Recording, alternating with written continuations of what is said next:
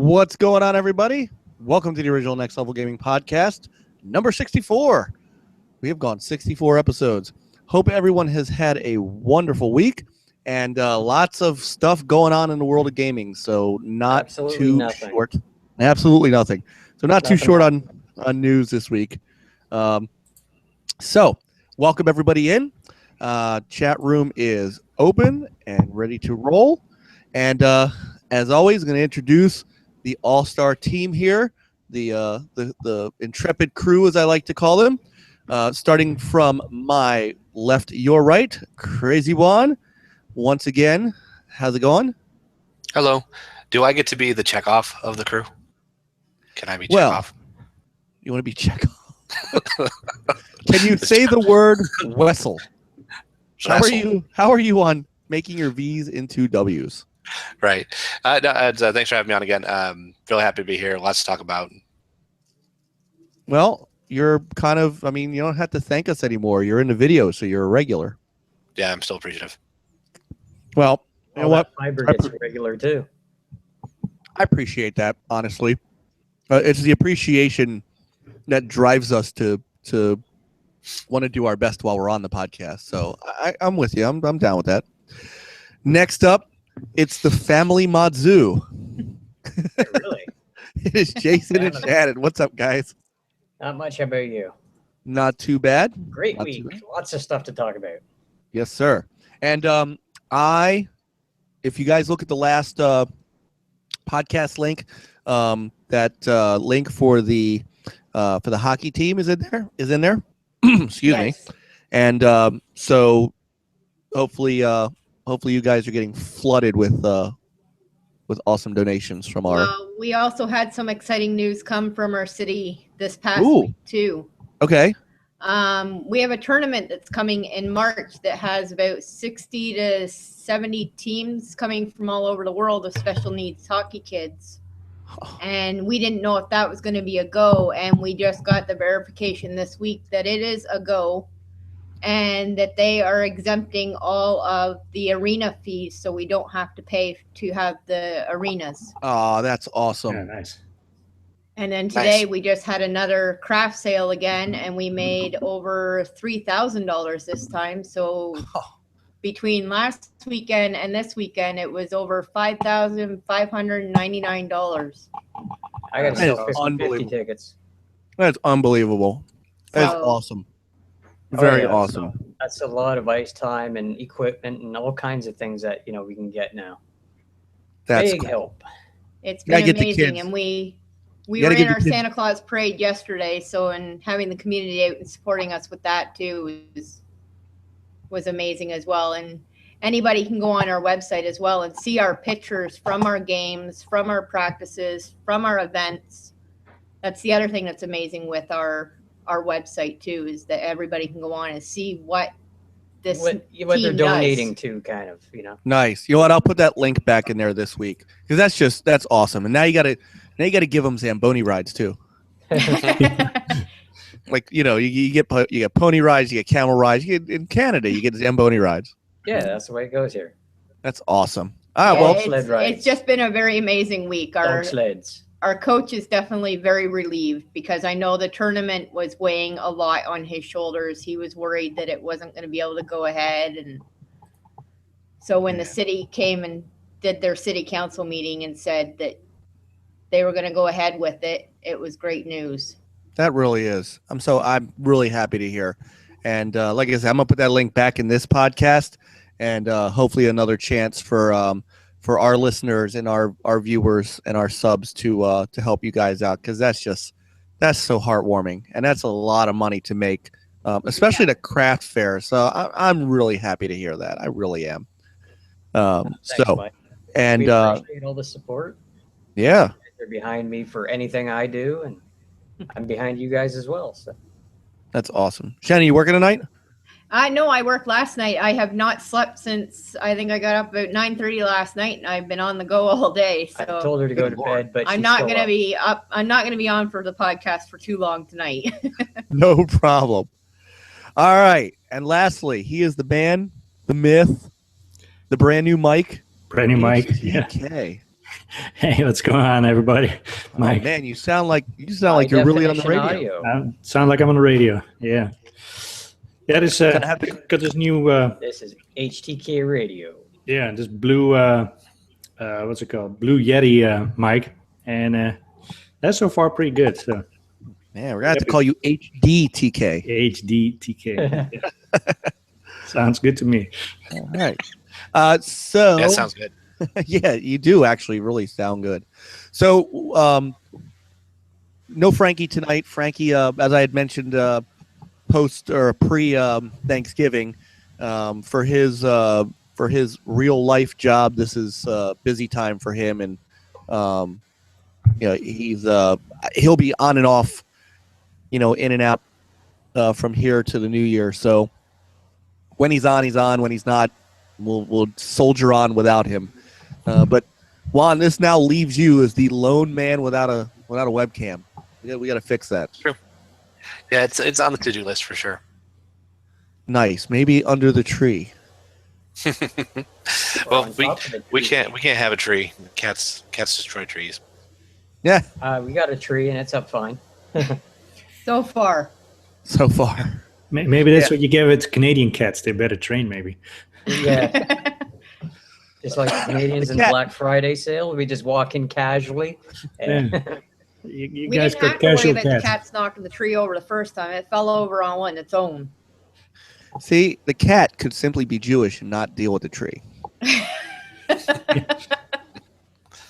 That's the one thing I gotta say. That's the one thing of all the decorating and stuff like that we do for Hanukkah, which incidentally, by the way, coincides with Christmas Eve.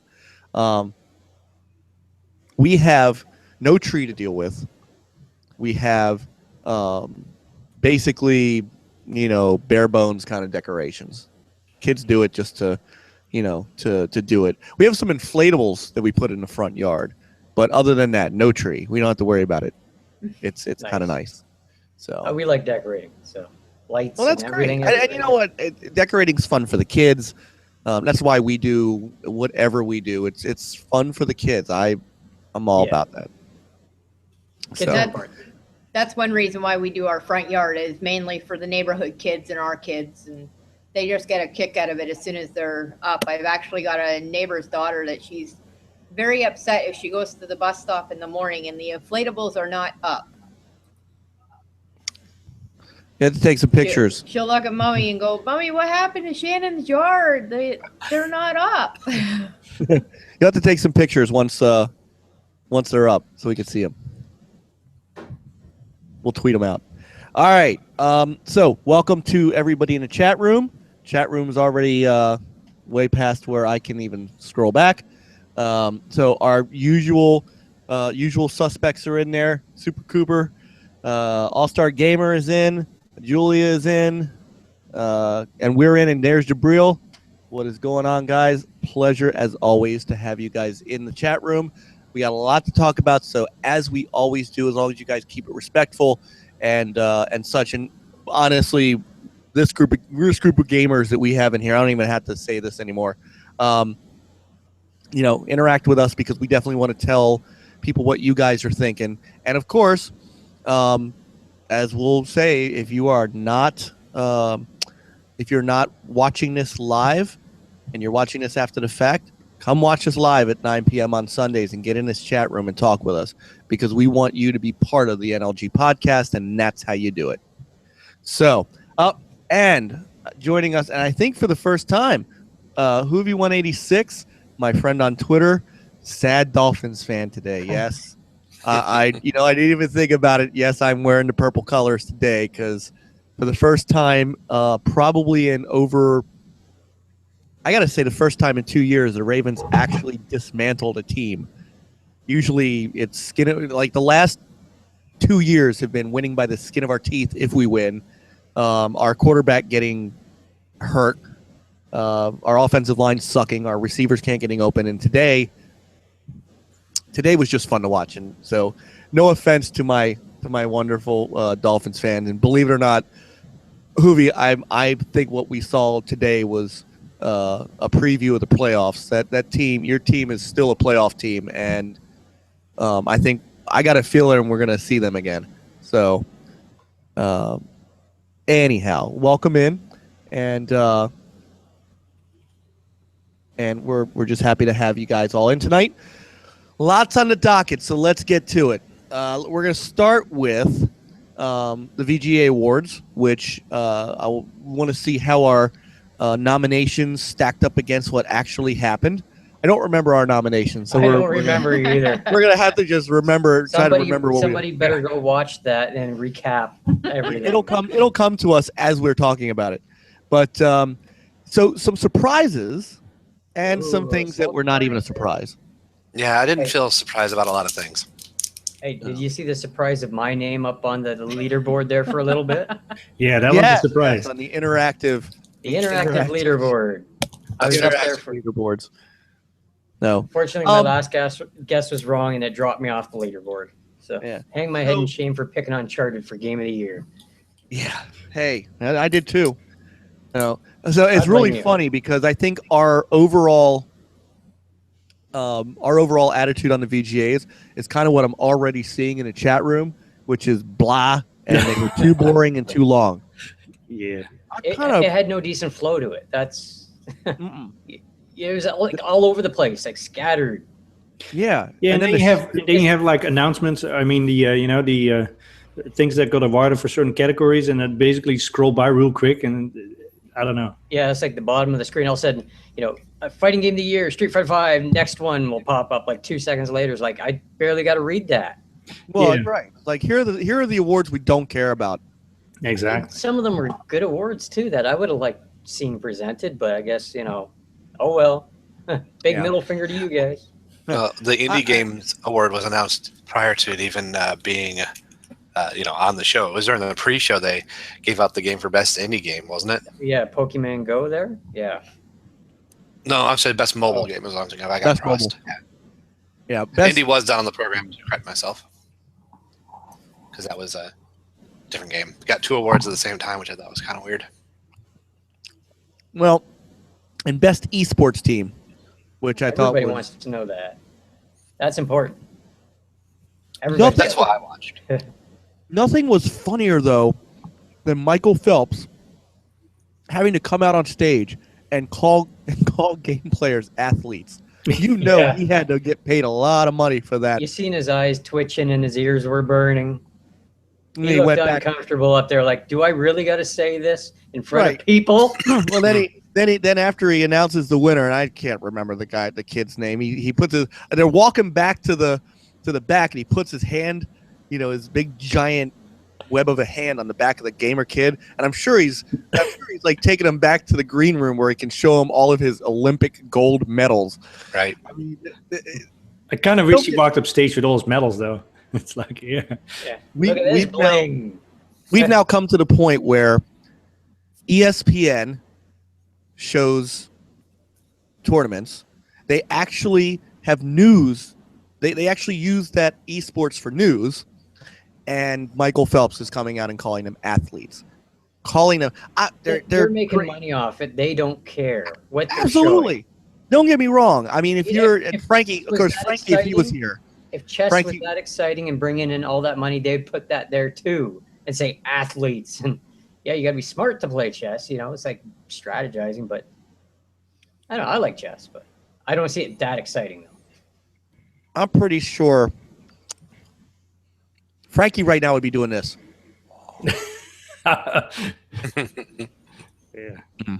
So anyway, so we had that. It's probably what he's doing right now anyway. Yeah, probably. Frankie. He's probably Sleeping. Then we had the show started with the Mega session.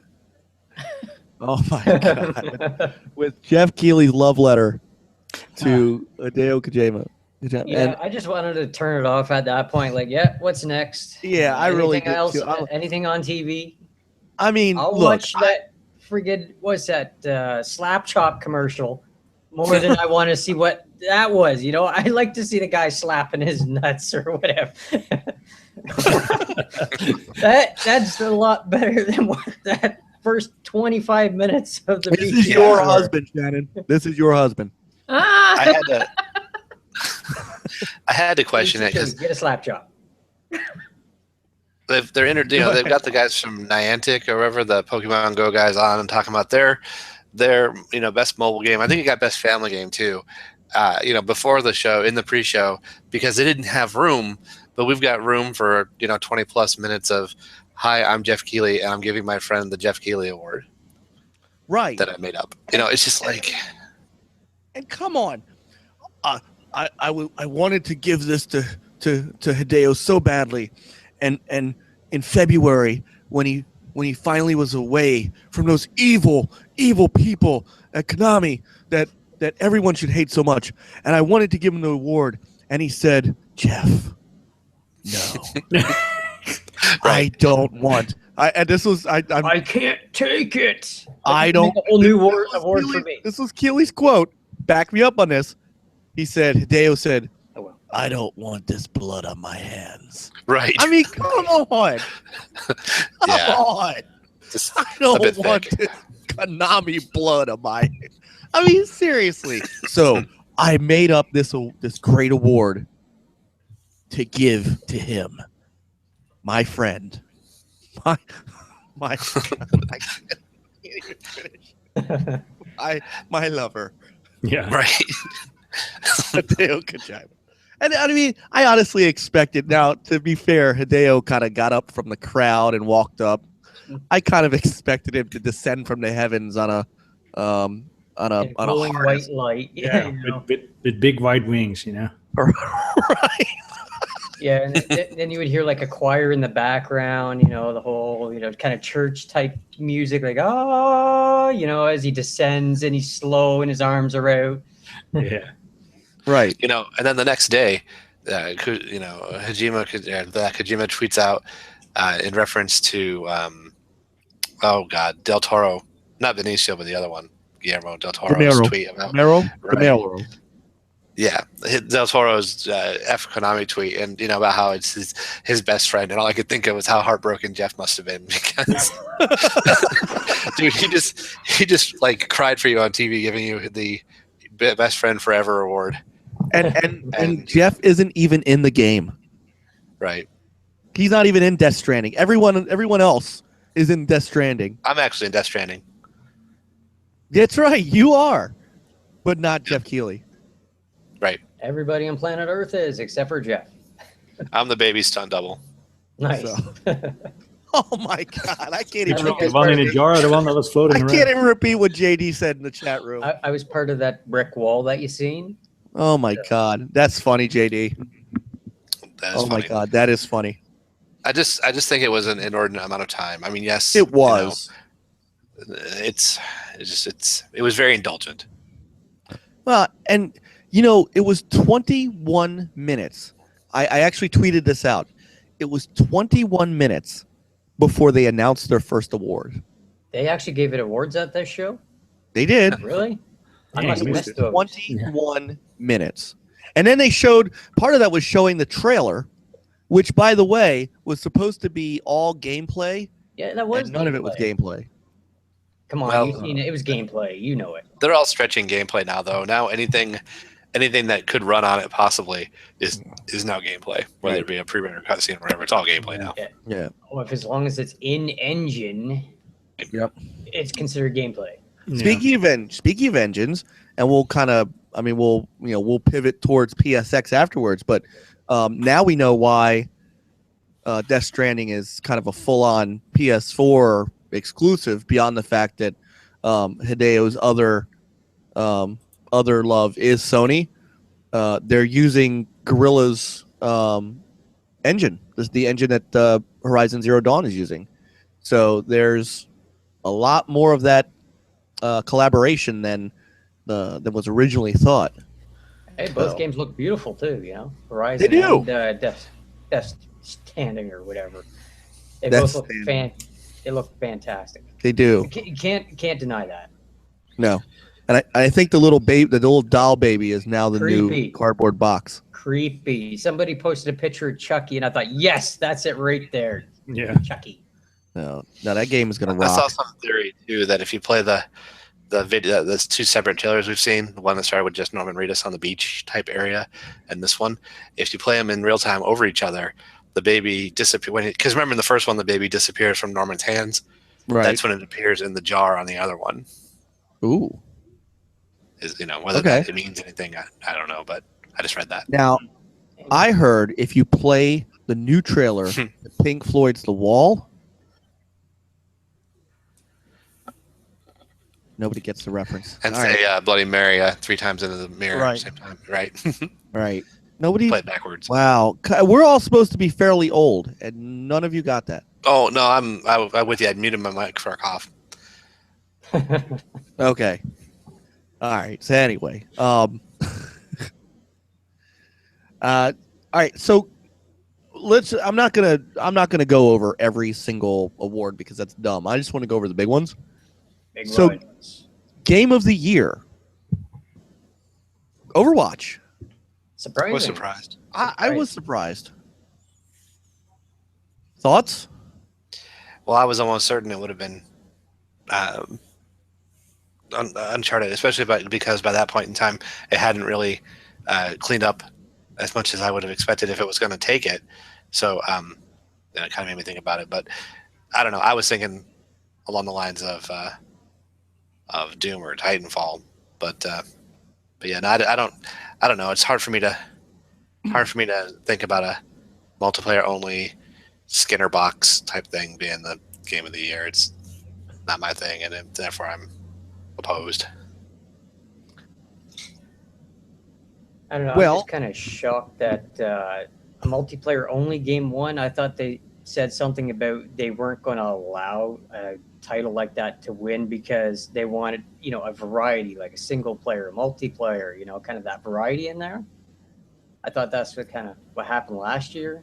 So I don't know. I'm just surprised. It is a good game. I'm not going to deny that. But I don't know. I still don't see game of the year in that. And Yeah. I probably would have chose Doom or even Uncharted over it. I heard a lot of people wanting Doom. I was surprised a shooter like that got it. But actually, HTK, give me your thoughts on that because I'll give you mine after that. Yeah, I was kind of surprised too. I mean, it's just multiplayer, and well, I don't have the game, and I can care less. I think about the game, so so yeah, little surprised. I thought Uncharted would take that, that category, but it is what it is. Well, I've been thinking about it, and while Uncharted is a big game, and I arguably it's Sony's largest game of 2016, I actually I think that when it didn't begin sweeping the rest of the awards, that's when, like at the beginning, and I think I said this at the nomination podcast when we were talking about what's going to win. I said in order for Uncharted to win Game of the Year, it's gonna have to run the table of everything else. Yeah, I said you'll see early in the night whether or not it's going to be Game of the Year. If it starts taking award after award, then it's probably going to hit it. If not, then it could be in trouble. And that seems to be what happened. Now, obviously, it did win a couple of things. It got Best Narrative, which I can see, and Best Performance, Nolan North, which, I can What's see. going to happen? I still believe, and I think we all are in agreement that I still think in the Best Performance category that to not have a character from Quantum Break was still wrong.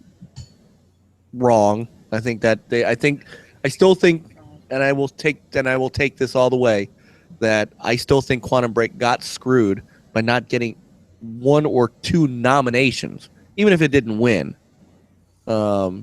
needed to be nominated for a couple of things, and it wasn't, and I think it was wrong.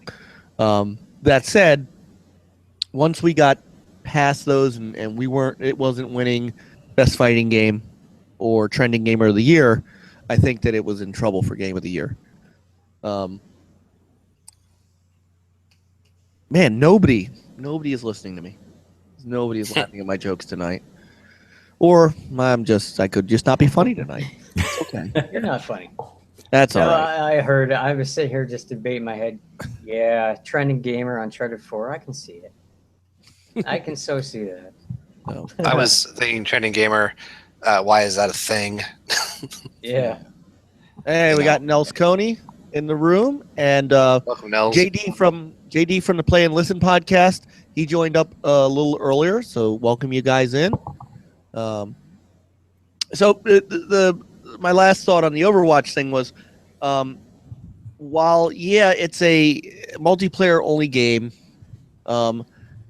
it's hard out of all of the games that were listed there, whether it was Titanfall 2, whether it was Doom, whether it was Uncharted, whether it was Inside, no game grabbed the industry like Overwatch did. I mean, besides the fact that it was one of Blizzard's first console games since Diablo 3, it just, everybody was talking about it. Everybody was playing it.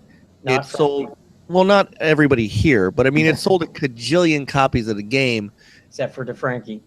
except right, who was He's still got holding out. Battleborn. Who was still holding out for Battleborn. Battleborn. His game of the year. Battleborn. But I mean, it's a game that just kept on going. Uncharted, It had still its moments. it had its moments, absolutely, and I love the game, but you know, it didn't grab headlines like Overwatch. Neither did Doom. As good as Doom was, people more talked about Overwatch than they talked about Doom. I think when you put the totality of it together, the more I thought about it, the more I could understand the rationale behind it winning Game of the Year. So, To me, it felt a lot like, Blizzard worship popularity vote. I can't say if I've played it. It's just the hero shooter thing I'm already over. And the kind of questionable DLC type, microtransaction would be more accurate. The issues it has, I'm not a big fan of how that works. I don't like the concept of paying real money to have a chance at things. That seems like it's playing upon, or preying upon people who can get addicted to that kind of simple gambling kind of stuff. So I don't. It doesn't jive with me for a Game of the Year type of thing. Multiplayer, sure, give it that multiplayer award all day, because I hear it's great fun to play. It looks like it would be if I were in that kind of thing. If I were doing multiplayer right now, but Game of the Year, I just can't see it. understood, and I could see that point. The more I thought about it, the more I could understand it from a kind of phenomena perspective, because it really was. And Jabril makes a good point in the chat room. He says it's a refresh of Team Fortress 2, but then he said Overwatch is the League of Legends of multi-platforms, and League of Legends is just, I mean, Disgusting. It's huge, but it's big. I mean, just again, it's how people talked about it. It's how people ran with it. Well, I think in this day and age, that feeds itself once it gets started. It becomes the cool thing, and so all the cool kids want to do the cool thing and play the cool thing that the cool kids are playing. Well, but Which is Battleborn. right. You're right. Evolve didn't make it. Battleborn didn't make it. As much as we all do love the Division wasn't even nominated for anything, and that's a game that had somewhat of a single player component to it to go along with the multiplayer. But none of that grabbed people like Overwatch did. So, you know, the little intricacies of it's only multiplayer and things like that. I mean, I think there is a case to be made that this could cause, you know, not issues, but this could be a problem down the road for people who like single player and want single player games. They may not get as many of them anymore because Overwatch isn't, and it's a game of the year. But like I said, I when I look at it from a perspective of a global reception to the game, it got a bigger reception than Doom, than Uncharted, than Inside. Well, I can't argue that. No, that's definitely factual. Very true. And I think that's how I see it. So, and Fastback just said, like, not surprised Overwatch won because it was received well on all platforms. So. Yeah, it's true. You know, what you were to your point, Mike, about the single player in the future. I think the biggest threat to single player type gameplay like that, like something like a Quantum Break or an Uncharted, is how do you turn them into the service and money pipeline that they want everything to be nowadays. It's a good point. How do you? Because if I remember correctly, too, Overwatch's microtransactions are strictly cosmetic, aren't they? Yeah. Yep. So, or like sound effects or spray tags. Yeah, costumes, and that sort of deal. I don't think they're making money on that like Halo is. You know, Halo's rec packs, you know, were substantive. I don't know. I mean, are they? I haven't seen any recent numbers. Is Overwatch doing that well with microtransactions? I'd be shocked if it wasn't. That kind of player base over. Yeah. Yeah, I bet you they're raking it in pretty well. So, not everybody, you know, there are other people that do agree with you guys about it not being a thought to win. JD certainly, you know, as you have answered him. So he said, you know, what's the criteria to win? I'll read his whole thing. It says being most hyped and having the most support from review outlets, or being the most balanced, technically sound game, because it's certainly not the latter. I would say this. Go ahead. I was gonna say it's a problem that I think the Game Awards has, because and it's heightened by things like the Jeff Keighley Best Friend Forever Award to Kojima, is that it feels like it's kind of a cliquey kind of, you know, it could it be that if there's an award created like that for Kojima, what's to stop it from being Game of the Year because it's a big popular game from Blizzard? Well, but I would also, but why is it popular? And that's, I think, where the disconnect is with, obviously some people like it, some people don't. If we had Anchorman from Tick Podcast on here, he would, like, this whole podcast would be nothing but how much he loves Overwatch. So I mean, there's a reason that it is that popular and that well received on all platforms. It's not just review scores, because as we've seen, review scores don't always equal sales. You know, and you know, and to be honest, he also says 10 out of 10 for a game that doesn't have a single player and used an art style from Cartoon Network shouldn't win. On the other hand, if I remember correctly, based upon, in my opinion, the name of the person on the box, Metal Gear Solid 5 got a 10 out of 10 with a completely missing multiplayer component that they promised to have. And it still got 10 out of 10 before the reviewers even played the multiplayer, which wasn't there at launch. And then we come to find out the multiplayer stunk, or it didn't stink. It wasn't nearly as good as it was made out to be. And yet the game still got a 10 out of 10 and had many nominations, and I think did win a couple of Game of the Year awards. So it does work both ways, in my opinion. Weren't those Metal Gear Solid reviews from review boot camps, though? Yes, they were. So you got to question that. I always question that. I will say behind the scenes that there were times when I was brought out to preview a game.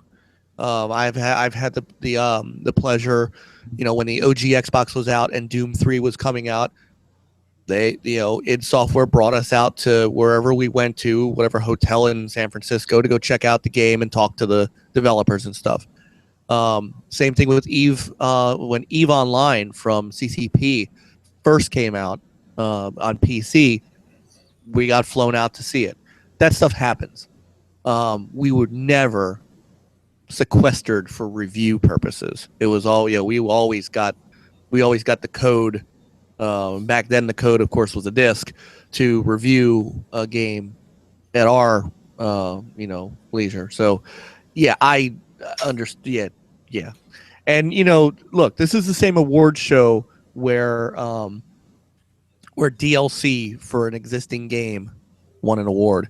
And as I was saying that, Jabril just typed in Dark Souls 3 should have beat the Witcher 3 expansion. Absolutely. Absolutely. So, Witty, who joined us, said Witcher 3 DLC should have been Game of the Year. Now, not unless it added Dark Souls combat. Right, but I mean, best RPG was DLC. I mean, that should tell you what's wrong with either the Game Awards or what's wrong with this generation. Maybe both. Maybe. Now, a couple of things that I did like. Inside won Best Art Direction, and that beat some good candidates. That beat Azu, and I think Firewatch was on that list. And for Inside to win that was I think really good. Best action game was Doom. Yeah, lots of action in that game, that's for sure. And I am looking forward to sinking my teeth into that since I got that on the Black Friday sale for $20. Oh, you'll love the glory kills. I love them. Yep, I'm preparing my inner 20-year-old to re-experience Doom. I just ran out of time with my real life, so I couldn't play it till now. And once Jason, you and I get done with Gears, we're almost done. I'm headed to Doom. I'll say this for Doom: the glory kill system, because I've been knocking out games recently. The glory kill system is my favorite game mechanic of 2016. Nice. It's so great because it's kind of a breath of fresh air compared to the whole what's been trending the last few years of having regenerative health and taking cover, hiding out a bit, getting a little breather, and then getting a regen. It has the pickups, but not only does it have the pickups, it rewards ultra violence and aggression by dropping pickups or ammo depending on whether you're doing the doing the chainsaw or the regular glory kills. But it keeps you in, it keeps you aggressive, it keeps the flow going. It's a juggling act of what you're trying to get drops from, and it's very, very in tune with everything about the game. Everything about the game is, it's like it has a story, but it kind of the main character has all those personalizations that aren't even vocalized about, well, whatever the story, I just have to go kill demons now. Like, that's what I want to do right now. All I'm here is to kick demon ass. And that plays into it too. There's no time wasted. It's just very, very in tune with every bit about that game. And that's one of the reasons I thought it should have been Game of the Year. Along with that ridiculously awesome OST. Okay. Fair. It also won Best Sound and Music Design, or Music and Sound Design. Sorry, I had it backwards. And I kind of liked the live performance. Yeah, that was pretty good. I enjoyed that. So it was the best live performance on the show. Agreed. Yeah, agreed. I agree. Could not handle the rest of it. I mean, the other that ones you bar want is to plug incredibly your high. ears. That 6-minute rap at the beginning that contributed to the 21 minutes of fluff before they gave out their first award. Yeah, couldn't. No. I mean, I don't know. I'm not opposed to rap or anything, but I just didn't feel like those performances were all that great. Yeah. I'm not trying to duels knock any all artists day. or anything. Sorry. I want to hear their. I'll have to look up the album cut or whatever, because that performance didn't do them justice. I guess.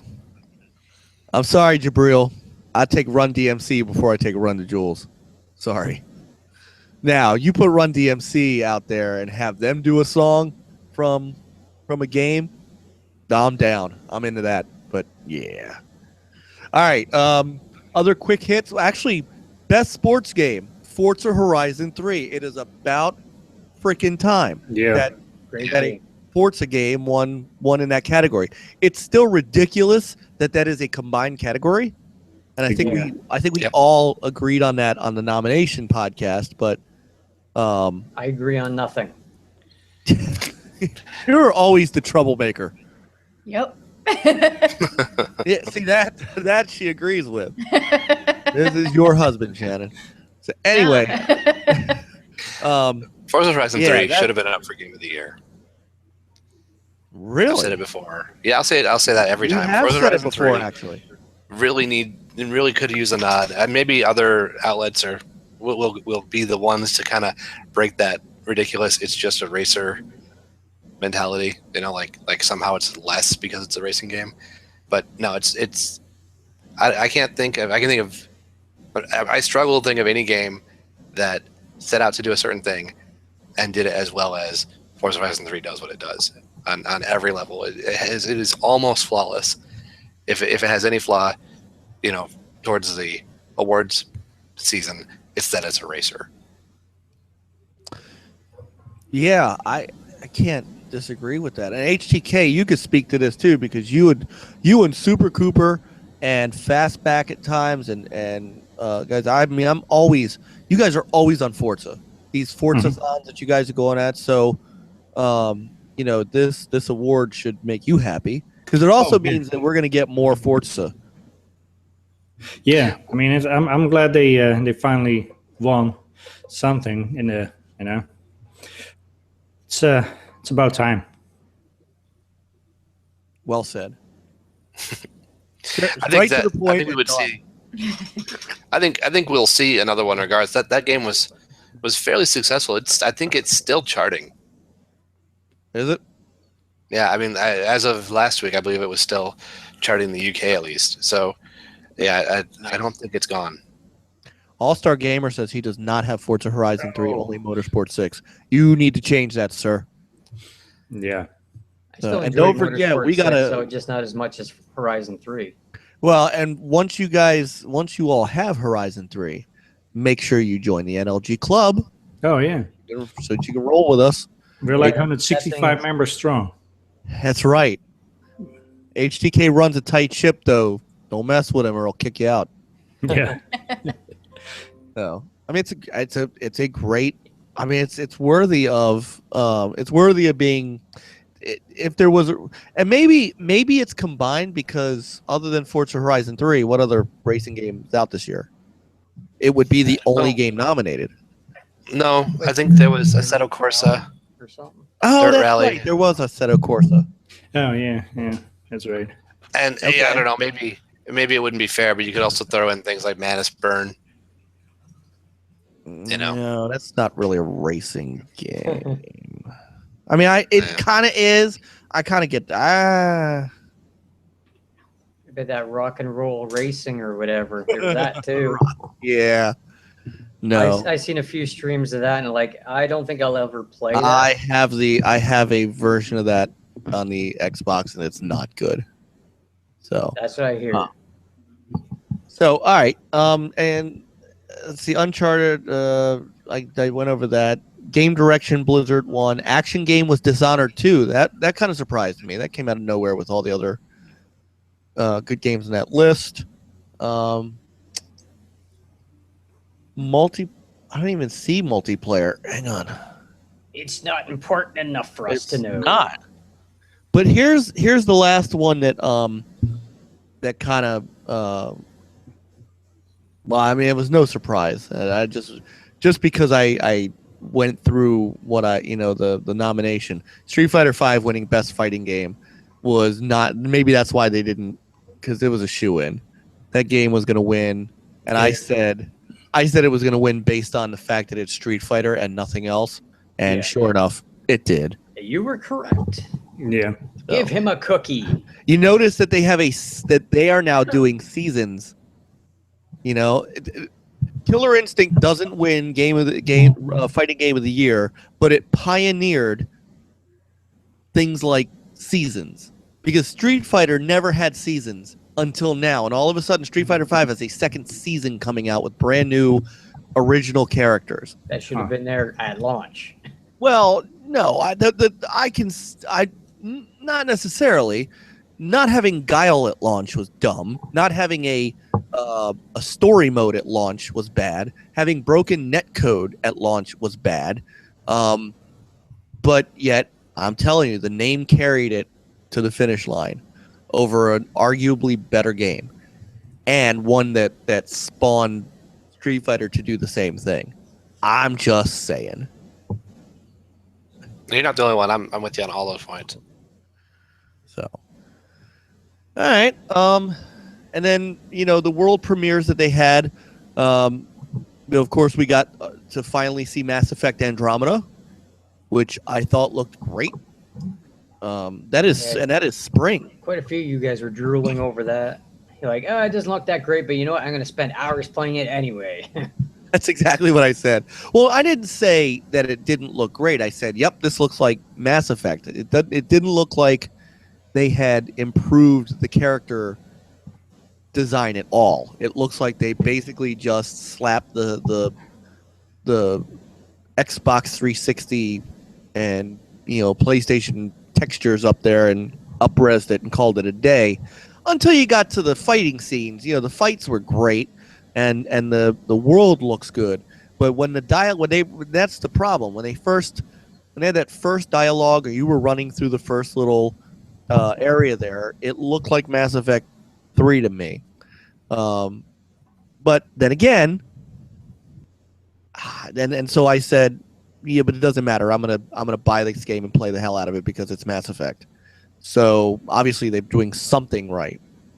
BioWare is proven. So who's actually in for Mass Effect Andromeda? I am. Still haven't finished number 2 yet, so I don't know. Probably I've not. never played any of them, so. They're backward compatible, man. Get to it. Yeah, Don't you have EA access? I do. They're free. Access. Oh, yeah, I can play them all now without putting a disc in. That's such a nice. They're putting a disc in. The Mass Effect universe and the lore behind it is so good. That is enough to get me back. It's I love that series, so I'm in. Yeah. And Maddie said, Maddie Beast, who's in the room, happy to have you in, Maddie. He said number 2 was so damn good, and I agree. 2 was really good, and the ending of 2, I won't spoil it for HTK, who still needs to finish it, but Just send him a private message, spoiling it for him. Yeah. Well, as long as you tell me on my deathbed, so I know how. the ending of 2 was really good. Because I don't know if I ever will get to it.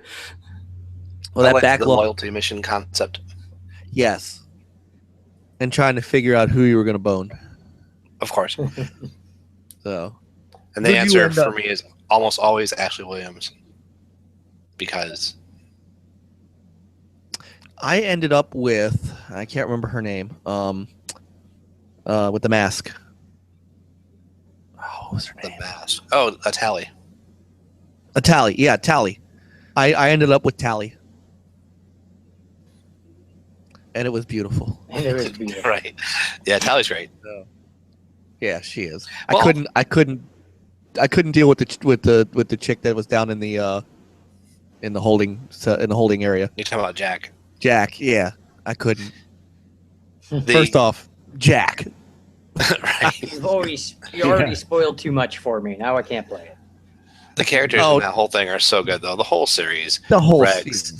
Grunt, Morden, just all throughout. Of course, now I can't think of him. Garrus is awesome.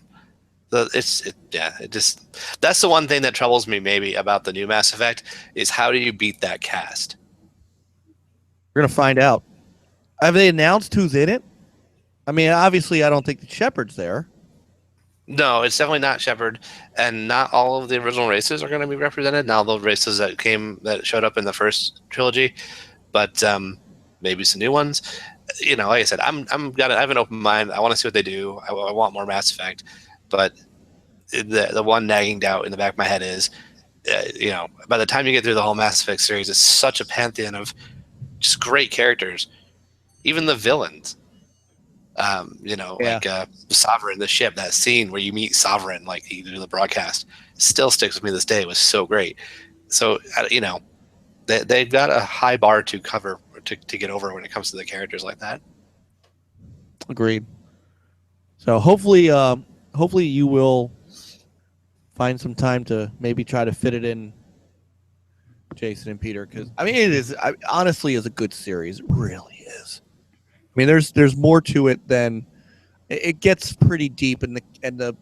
I mean, I don't know how much BioWare you guys play, but BioWare, they are very story heavy. I would say they're nearly as good, if not as good as Remedy at telling a story. Mm-hmm. And Mass Effect is no different. So, I mean, there's a reason that everybody is kind of drooling over this game. So, so we had that. We had the two guys from Nintendo playing the Wii U version of Legend of Zelda: Breath of the Wild, or as I like to call it, the green and brown trailer. Yeah. That presentation seemed designed to turn me off. Right. Yeah, And I've seen previous, I don't know, gameplay of it. It looked so much brighter and more, you know, vibrant than that did. I want to say it's because they were in a forest, but still, and of course you're watching a stream. You're not looking at a you know, a 720p trailer, but no Switch, and not even all they said was, yeah, and it's coming out on the Switch. No information. Still, Yeah. we're still on blackout from Switch information. You know, how does that happen? I don't know. We'll find out next year, maybe. I'm gonna bring the camera down a little bit so you Maybe the guys. Switch is still a 3D printed piece of plastic. Oh man, if we come to find out this thing never actually existed, the internet would explode. Yeah. Well, they have like 3 months, right? Isn't it? Yeah, it's March. Like 3 months. March. Yeah, 3 months. March. So We have no idea what games are coming, except for Zelda and No, 3D Mario. Yeah, 3D Mario. So anyway, that And we've seen that little trailer for it too. So it exists in some form or fashion. right. So you know, Reggie came out on stage to talk about the game and you know what it's going to mean for the industry, yada yada. So then, one of the other, there was a Bulletstorm remaster coming, and the original Death Stranding world premiere, the PSX one. Guardians of the Galaxy is getting a Telltale version. Too many of those games. Too many. It's just oversaturated with these games now, you know? These Telltale games. I mean, I like some of them, but I just think there's too many. Well, until people stop buying them, they're going to keep making them with whatever they can. I blame you, Mike. I haven't Quit buying bought them. any of them. Oh, yeah, I I know you're hoarding them. I keep getting them when they're games on gold. Yeah, I get them free too. Or when they're really, really, really, really cheap. yeah, I won that whole like 5-pack, whatever it was. Oh, right. Have you been through any of it? No. Right. Yeah. Let's see. Corporate. Oh, go ahead. I was just say, I think I like the Guardians. That's that's still my favorite of the Marvel movies recently. Even over like the Civil War and the Winter Soldier, which was probably like the best one actually. But my favorite's still the Guardians, right? Love the Guardians. But when I hear Telltale, I don't know. I'm kind of wore out on it too. And I think part of that is Dontnod's fault. I think Dontnod and they're behind Life is Strange. I think Life is Strange maybe wrecked me a little bit on the Telltale formula. Oh, that and Swery. Yeah. So, so we had that, and then we had who I now consider corporate Cliff Blazinski, came out in his jacket and shirt to give us a new look at Lawbreakers. Okay, yeah, I don't know, man. I'm just keeping it real. Maybe Cliff's just grown up, but that's just not the same man from Epic. That's just not the same guy. That's But not can the he guy. But can he make a game as entrancing? I don't think Lawbreakers is gonna. I think you're gonna get the hardcore guys who are buying it because they like Cliff, but I don't see Lawbreakers going anywhere. I didn't have that much fun with the game. I got the beta code for it. I played it for an hour and it just didn't hook me. Yeah, it's Yeah, anything that I've seen, it's not. I didn't get any warm, fuzzy feelings. So yeah. I remember that guy, busting through an E3, backstage with a lancer in his arm, with the lancer in his hands, and he's Now, I'm sorry, Cliff He's fans. the boss man now, right? Right, I'm sorry, Cliff B fans, but I look at his Twitter and he's just nothing but cussing at people and hey, here's my multi-quadrillion-dollar house and my hot wife. My Lamborghini. My Lamborghini. But he should win the That's Keeley Award next year, though. Right. I don't know. I He's gonna have a shorter love letter, but there's gonna be a love letter there. Yeah. Yeah, I don't know. It's just not the same guy that I knew back in the mid 2000s when he was all about. When he was sporting gears and he was just a badass. He even his haircut, just not. I don't know if maybe I don't know. It's just not. That's not the same Cliff. And if I'm being perfectly honest, considering what I've seen from Gears 4, Rod Ferguson, when Cliff said that Gears was in good hands, Rod really had more to do with the series than I did. I think he was right, because Gears 4 is a phenomenal game. Real good. Yeah. Yeah, and as Jason and I have been playing through it, and we're all in a party. How many times am I just going, "Holy crap, this game," So, series is Holy crap! Matsu died again. Come on. Mike died. Oh, we respawn and you're dead again. Great. Yeah, where the hell's my Lancer? That was me. Oh, yeah. That was me last night. Why can't I find a goddamn Lancer? So I'm not the only one who wants a Lancer throughout the whole game. Like, just forget it. Just give me a Lancer all the time. Because those stupid juvies. Right. I wouldn't need it if not for them. Every they're For good some too. reason you threw it down a couple nights ago and switched it out with something else. And I accidentally switched it out for a drop shot, and then or a boom shot, and then I died, and then the damn thing wasn't where I originally swapped. So yeah. so you were stuck with that weapon, and we had fun trying to defeat that boss guy. And Did you finally defeat him? Yeah. We finally beat We got it. We got it. Nice. And you got a Yeah, Lancer we got back, it. didn't you? No, Matty Beast. I didn't say Jewies. I said Juvies.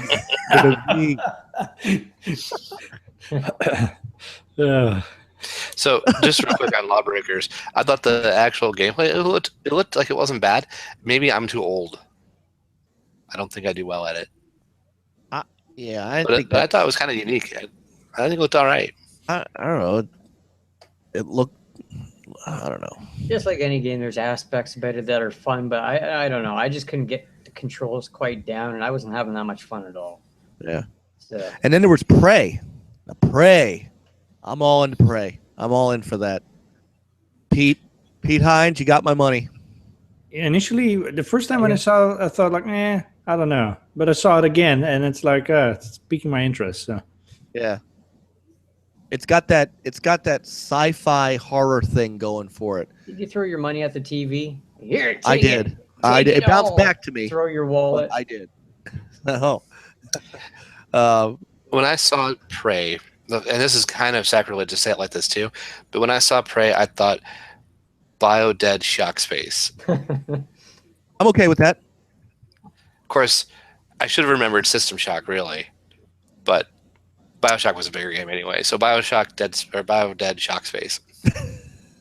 And I'm okay with that. So, Jason, what did you think of it? It looked all right. I thought it was kind of weird how the guy teleported into the cup, and there's like the coffee cup, and he bounces around in the cup, and then he's out of the cup. I'm like, whoa, that's kind of weird. But I love the first Prey, and I'm sure this one's going to be like fantastic. It looked great. Yeah, not the same studio though. Yeah, not the same, but I'm sure the combat and all that's going to be just as exciting. Yeah, I liked what they were doing and the elements that they were throwing into it. Doing the whole in the 1950s, this is what happened, and then here you are today. And I think it's got a chance to make a good story. Prey was an interesting story. It was just weird, like walking up the wall and then across the ceiling. At times, it kind of got lost on where it was in that game, but with it was fun nonetheless. Yeah, with all those anti-gravity panels and whatnot. Yes. So we have that. Then we have a prequel to Shovel Knight. So I never played Shovel Knight. Maddie said the best new podcaster is the person behind Modzu. See, you win best new. You win best new podcaster, Shannon. We got new Walking Dead Telltale info. We got a Halo Wars Definitive Edition trailer, so that's getting remastered and included. And included with Halo Wars 2, the Ultimate $99 edition. Shell out your money, people. Yep. $99. I don't know that I'll be doing that because I have it on BC. Yeah. More Elder Scrolls. Hey, Mike. Got her, Mike. Sorry. Oh, yes, your friend Mike is there. She's just saying hi to you now, Mike. Mike for cake. All right. One of our hockey players. Nice. So that was all the world premieres that came out of the VGAs. And so there you have it, the 2016 Video Game Awards by Jeff Keighley. I will say this. Yawn. I will say this is my final thing on the Video Game Awards. As much as we kind of mock Jeff Keighley a little bit on some of the elements of it, the fact is everybody of importance was there. So he has put together the show by himself, and I mean, what he has done is respectable. I wish that he would kind of take some of everybody's advice and make some format changes. Why do that? But as it stands, he at least has been able to do it. And I got to give him respect for that. That he got everybody to pay attention to that show. Where, you don't really pay attention to the golden joysticks as much, or some of the other award shows. Yeah, everybody stopped what they were doing to be at the Game Awards. And people were, we got our first look at big games like Mass Effect there. So still seeing empty seats, though. Well, yeah. But it would be nice if they could film, if they filled like the studio or whatever completely up. I'm sure, everyone would be excited about that. True. But I think the show was better than last year's, though. Yeah, I'd agree with that. And it's an achievement for sure. Yeah. Yeah, I mean, as much as I'll dog on it, I was live tweeting it. I mean, I'd set aside the time and sat through the whole thing. Yep. And, I don't. I wish it continued success. I would like to see changes, format, and improvement. But yeah, I could see it going on. I'm going to take a long shot in the dark. I'm going to fire that arrow into the air. Hit somebody in the knee. Yeah. Hit somebody in the knee. And I'm going to at least make the effort to see if Tequili will come on and talk to us about the show. It'll never happen. It will never Yeah. happen. It'll But never you know what? happen. It doesn't hurt to try. But you know what? I'm going to reach out to him because I would love to get some insight into this and behind you know, the scenes stuff, especially the Yeah. you know the voting and that how that goes. Yeah. So Yeah, and and I would tell him too. For all the crap that I would give him for some of the stuff, I absolutely respect the effort. yeah, I do too. I mean, you can't fault him for doing it, and You don't see anybody else trying, so no, Right. and the truth is he has the clout, because without the clout, no one's showing up to this thing. So he's obviously got more clout than we gave him credit for. So, all right. Let me bring up the other screen. I'm sure if we set it up, we'll get like 2 people showing up, and that's about it. And everybody will be like, "Why are you doing it?" Right. Right. The Next Level Caving Video Game Awards. Crickets. Cricket. Well, I've got my Golden Wannies nominations all written up. That's right. The Golden Wannies. We're going to have to, so we'll have, I think we'll have to have that. That'll be our show. That's going to be our Game of the Year show, is the Golden Wannies. I will say this too. I did like the That's a catchy statue. name. that the That's The statue was cool. Yeah. Oh yeah, Looked like a hood ornament from a caddy. yeah. They Looks should send cool. me one. So, by the way, someone did ask, and I'm scrolling back up to see it. All Star Gamer said Final Fantasy 15 should have been nominated and won Game of the Year. I don't know when a cutoff is for these games, but I don't think Final Fantasy 15 would have made the cutoff. I guarantee you, Final Fantasy 15 is going to be a Game of the Year nominee for 2017. You can book that now. Yeah. Yeah, it's like end of October, beginning of November, I think it was for the cutoff date. Yeah. Something like that, anyway. Give or take, whenever they feel like giving it, a date. Yeah. So, all right. Onward. The next Okay. acronym. Yes, the next acronym. So, right after the Game Awards for the second year in a row, Saturday and Sunday afternoon, it sounds like it's already wrapping up, was the third annual PlayStation Experience, PSX, out in sunny Anaheim, California. And it started out with an hour showcase. And let me tell you, they kept to an hour. Got to give them credit for that, man. They kept it. Where they had pretty much nothing but game trailers. No live demos, but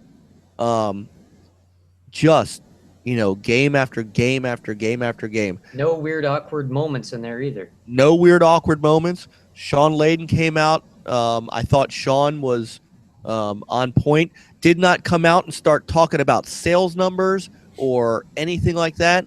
Right. He got, which good. It's a fan event. So obviously that's what you want. The biggest shocker? The Vita. Yes. Games coming for it. Gio Corsi came out with a Vita, and there are Vita games still coming.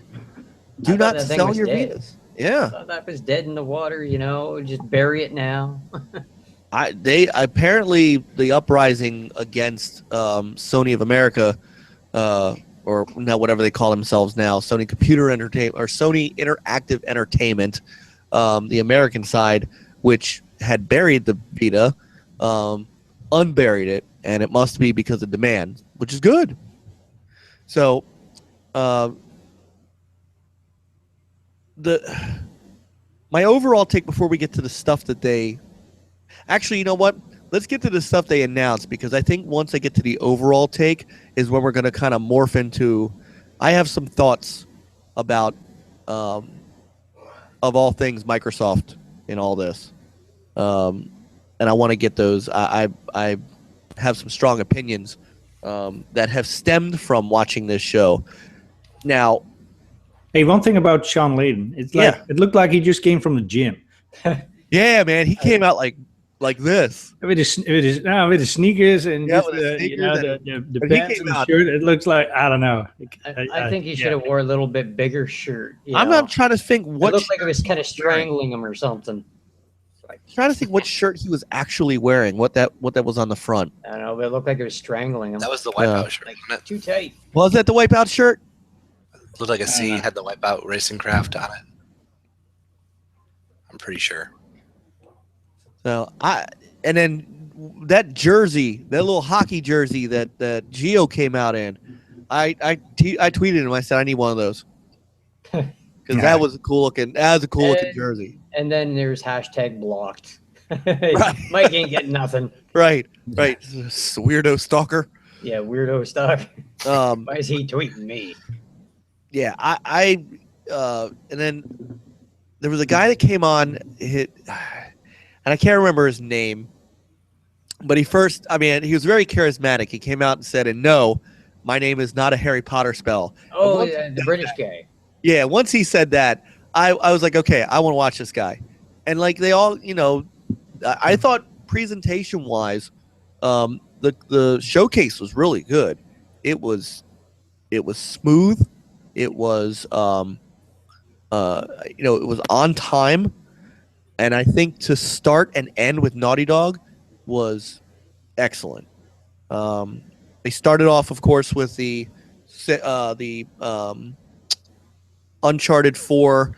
I guess it's not DLC; it's a standalone game with Chloe, and at first, you kind of thought it might have been a Tomb Raider. And then once she kind of revealed herself as Chloe, you could kind of hear people in the background go crazy. I thought it's the Uncharted: The Lost Legacy. I thought that was great to start off with. Yeah.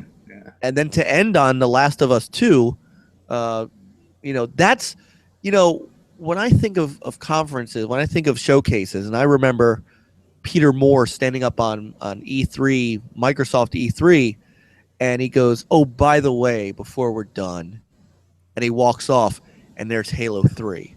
That's the feeling I got with Last of Us 2. Was like, okay. It even gave me better. It even gave me a bigger vibe than the God of War stuff, which they started off E3 with. This was like, and everyone was kind of waiting for that. Yeah, to kind of showcase itself in some form or fashion. Twitter went nuts and the crowd went nuts. Yeah, it was a whole. Oh, one more thing. I thought they did that really well. Some of the things that they brought to us. You guys all got a chance to see the showcase? Yes. Yeah, I Okay. watched it before the podcast. Okay. Obviously they weren't making any other giant announcements, but I didn't expect them to. I think people that were expecting this to be, here's the, all the games that we're ever going to come out with. There were some new game announcements, Windjammers, Last of Us 2, the Uncharted Lost Legacy, but a lot of it too was, games we kind of knew about. They showed some more Horizon Zero Dawn, which looks phenomenal. It looks better every time almost. Yeah. That's unbelievable. Crash Bandicoot, for those who have never played Crash Bandicoot because they don't have a PS1, whatever we call it now, the Insane Trilogy. I loved the trailer for that. But That was great. It was exciting. Like, here's the old stuff, here's the new stuff, and it's like, wow. Well, and Shuya Yoshida, who worked on Crash, he said in a panel later on that they really remastered the graphics, but they left everything in its place. So they didn't want to mess with the game. They didn't want to remake the game. They wanted to keep how it. you do it. Yeah, that's how you do it. and I'm in. I don't do remasters. I'm gonna do this one because I haven't played it in a long time. The other remaster that I'm down for is the Wipeout trilogy. Yep. Wipeout was just so good. And I go back to games like Cyber Speedway on the Saturn, Wipeout, Extreme G. There are so many of those kind of games that I love. So to see that coming back, because I don't have a PS1 anymore. So to have that again is gonna be great. And they're not just. It's not like they can make them backward compatible. So instead, they're going to remaster not just one, but give you an entire trilogy. I'm okay with that. Didn't they have a Wipeout on PS3? I don't. Or think was it? so. Or was it PS2? That was. I don't remember. I'll look it up, but I don't think so because the original crew, the original developers, Psygnosis, they canceled them a while back. Let's see. Let me see what Wipeout on PS3 was. Wipeout HD, which I think was another remaster. It was done by Sony Liverpool, and the original folks who did Wipeout, which was Agnosis, they got disbanded. So they went off, and those guys created a new studio. They've got their own Zero-G racing game coming out multi-platform. So Xbox owners are going to get a chance to play a game like Wipeout, but their Wipeout was just a special game. So They had that really killer soundtrack too. Yeah, I didn't really care about that game too much. So It's not for me. It's bringing us all down. I'm not gonna say it sucks. It's not for me. So, which is It's not the interesting is you're a racing division. guy. I'm a racing guy. I just can't get into that one. Anything that's not the division, he gives it 2 thumbs down. Right. Let's see. I think it's a 0 division out of 10 divisions. Right. And then, of course, the other remaster. It's and again, this is how they're doing it. They're not just remastering one game. Parappa the Rapper, Patapon, and Loco Roco. All 3 of those are getting a group remaster. Also getting 4K update for the PS Pro.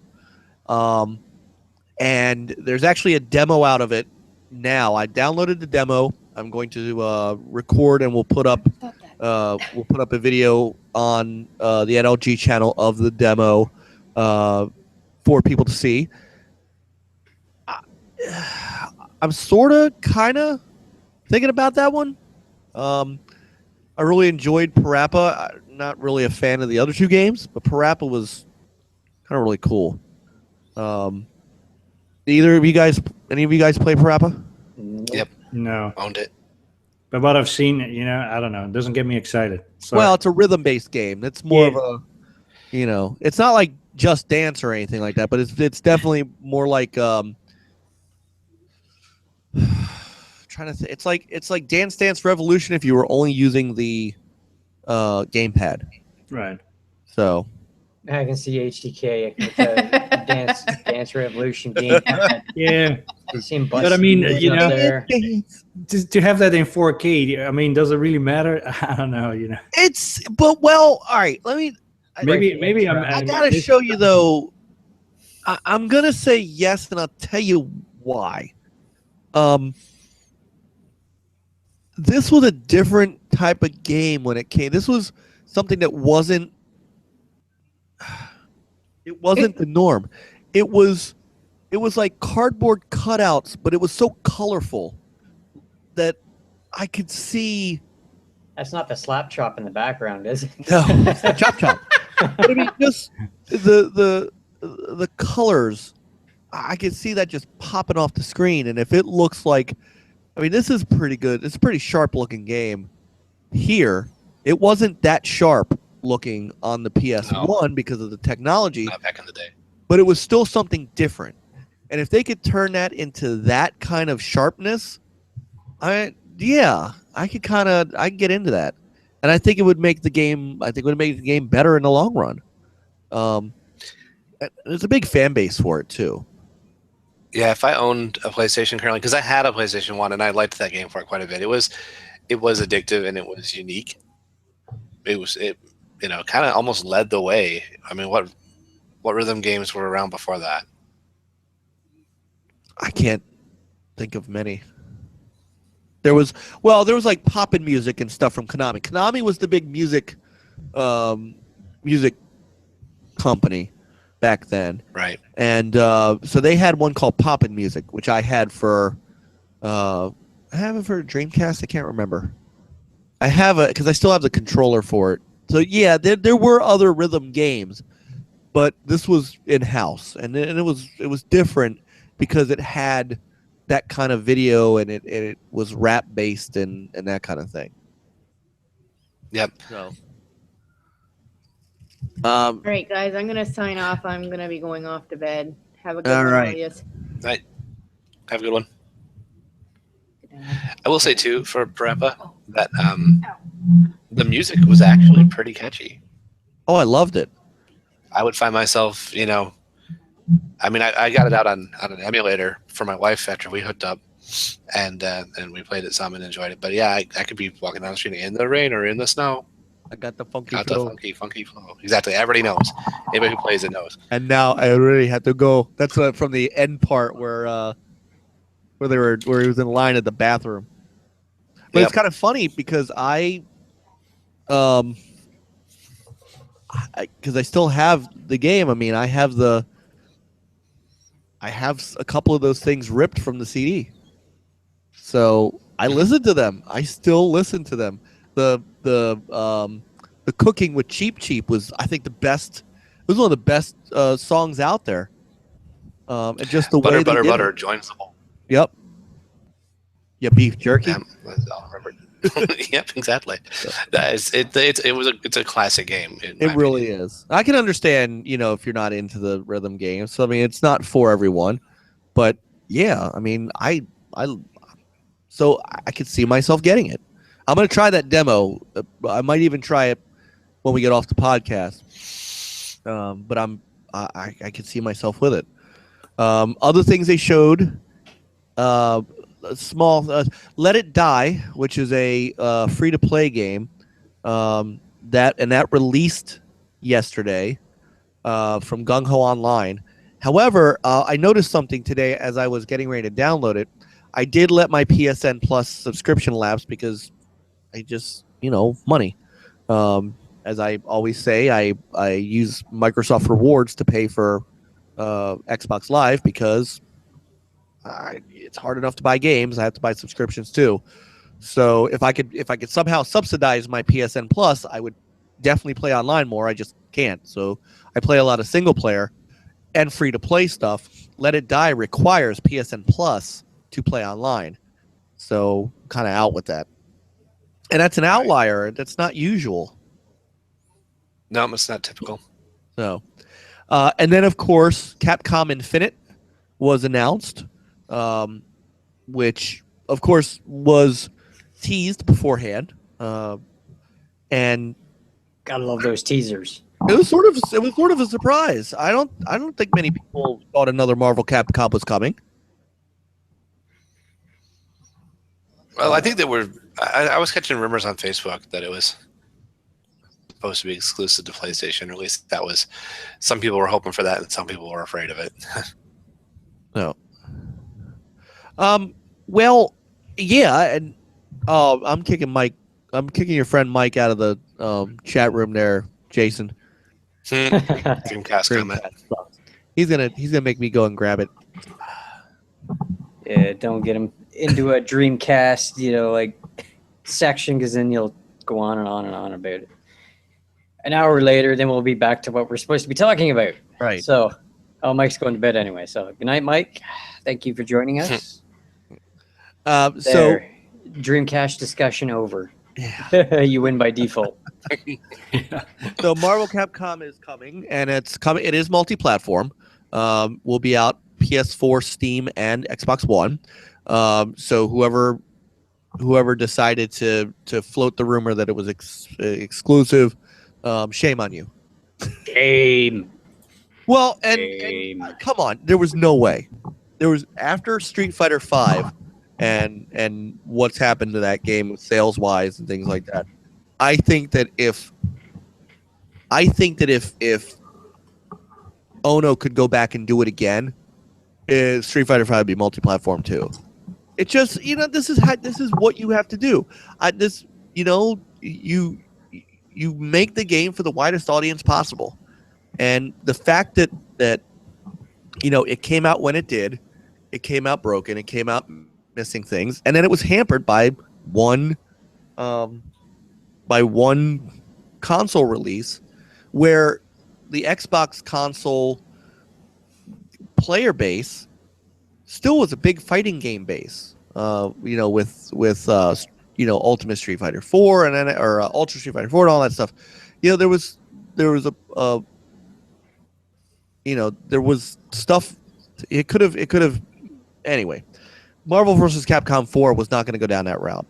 There's no way. So it is multi-platform, but we got a good chance to look at it not only at PSX, which had a really good trailer, but we got some gameplay footage out of the Capcom Cup that happened later on.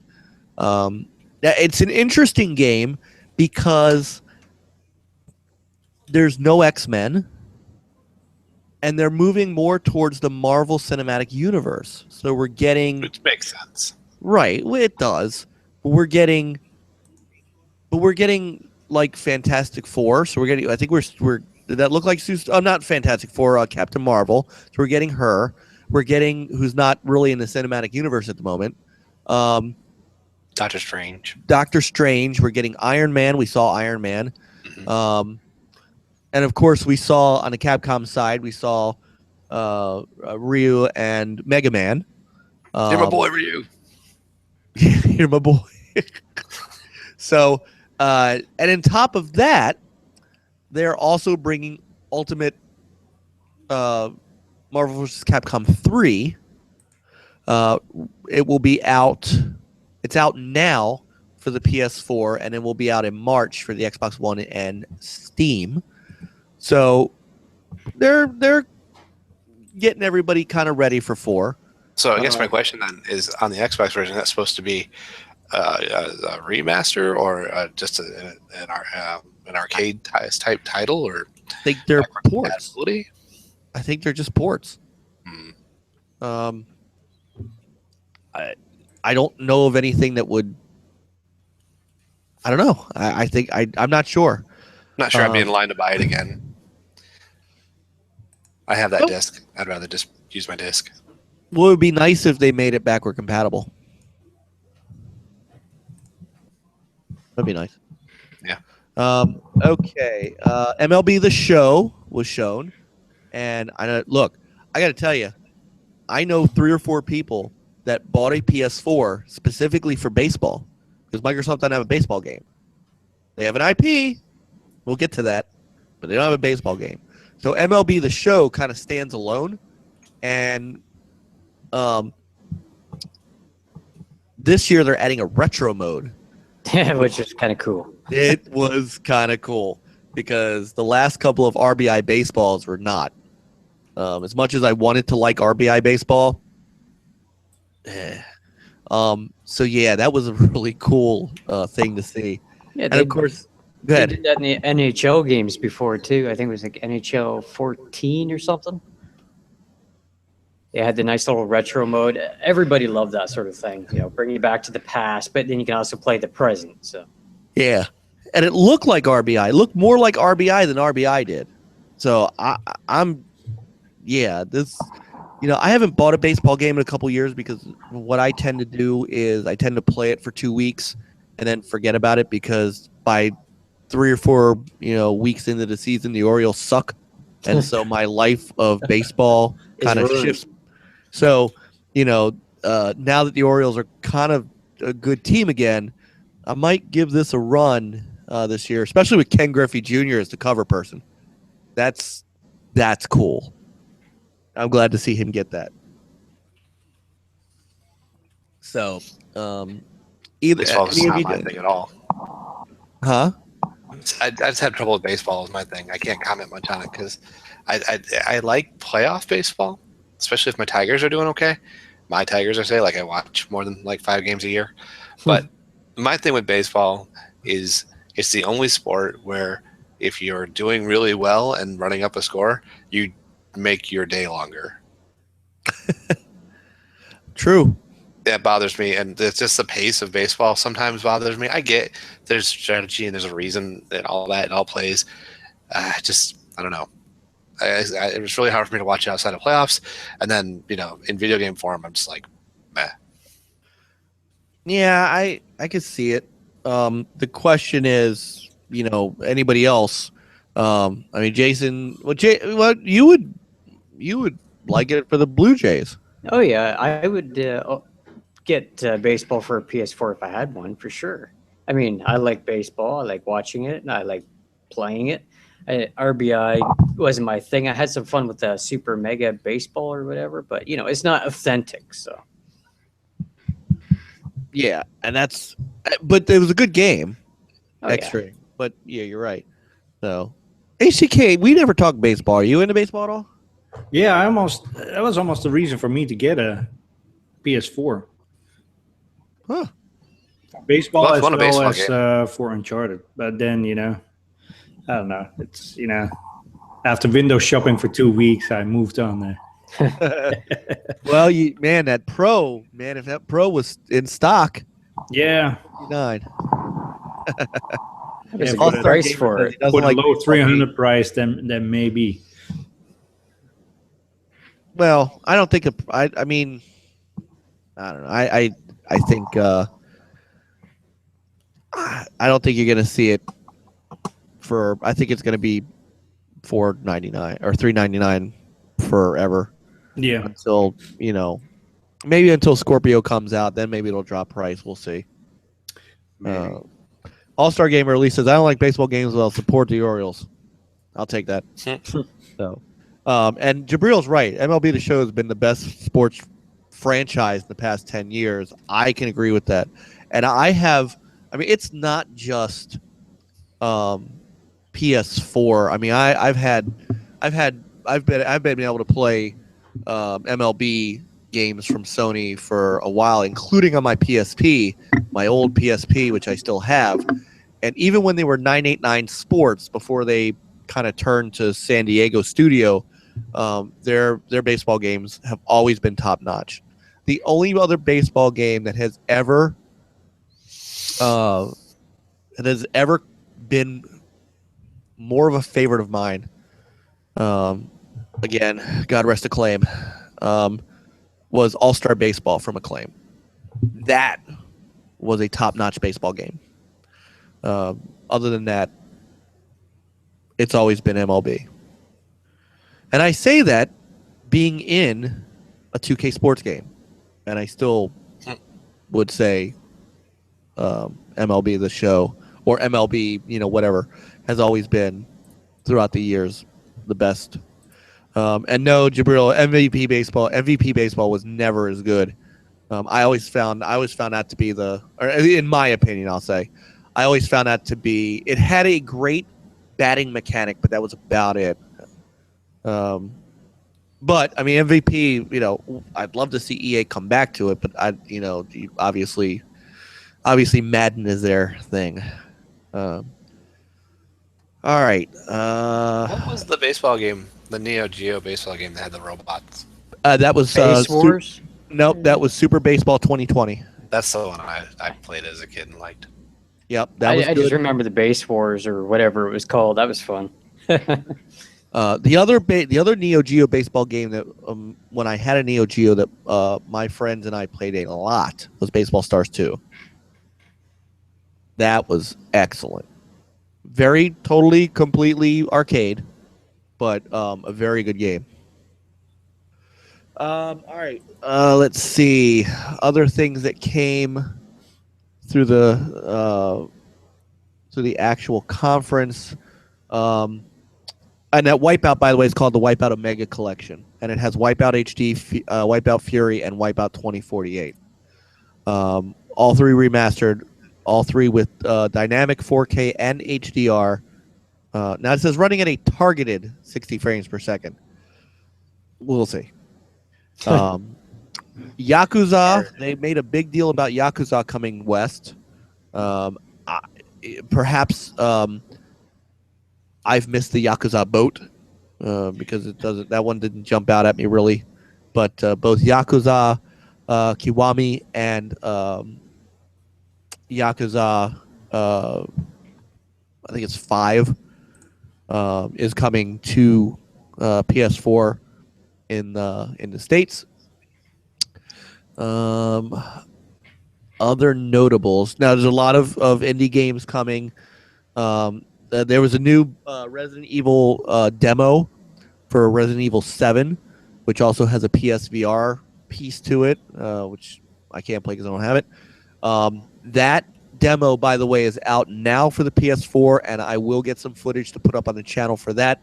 However, that will also, for those of you who are interested, that demo will also be out on the Xbox One and Steam in the next week to 2 weeks. I think it comes out on Xbox One first next week, and then the following week Steam will release it. So it's kind of a staggered thing. Pyre looks really cool. It's kind of a party-based RPG from Supergiant Games. They kind of made a big deal about that at the conference. There's a game that I thought might catch your eye, Juan, specifically, and I'm looking for it. There it is. Dreadnought. Yep. Because you're into that, and this is a console exclusive, so it's a PS4 console exclusive. You stand at the helm of a massive spaceship, all struck by the tons of steel and hundreds of crew members at your command. And then you can basically go around, space warring each other. That looked kind of cool. I believe, yeah, it looks pretty good. I believe it's been on Steam, maybe early access on Steam for a while. One of my best friends has played some version of it on PC, and it looks like it'd be right up my alley. It's interesting. A little bit bummed to see a console exclusive. Maybe they mean timed. We'll see. No, but when they say console exclusive, that's pretty much it. Yeah, it's like said and done for, basically. So don't get your hopes up. Yeah, you want it, you're gonna have to get a PS4 for it.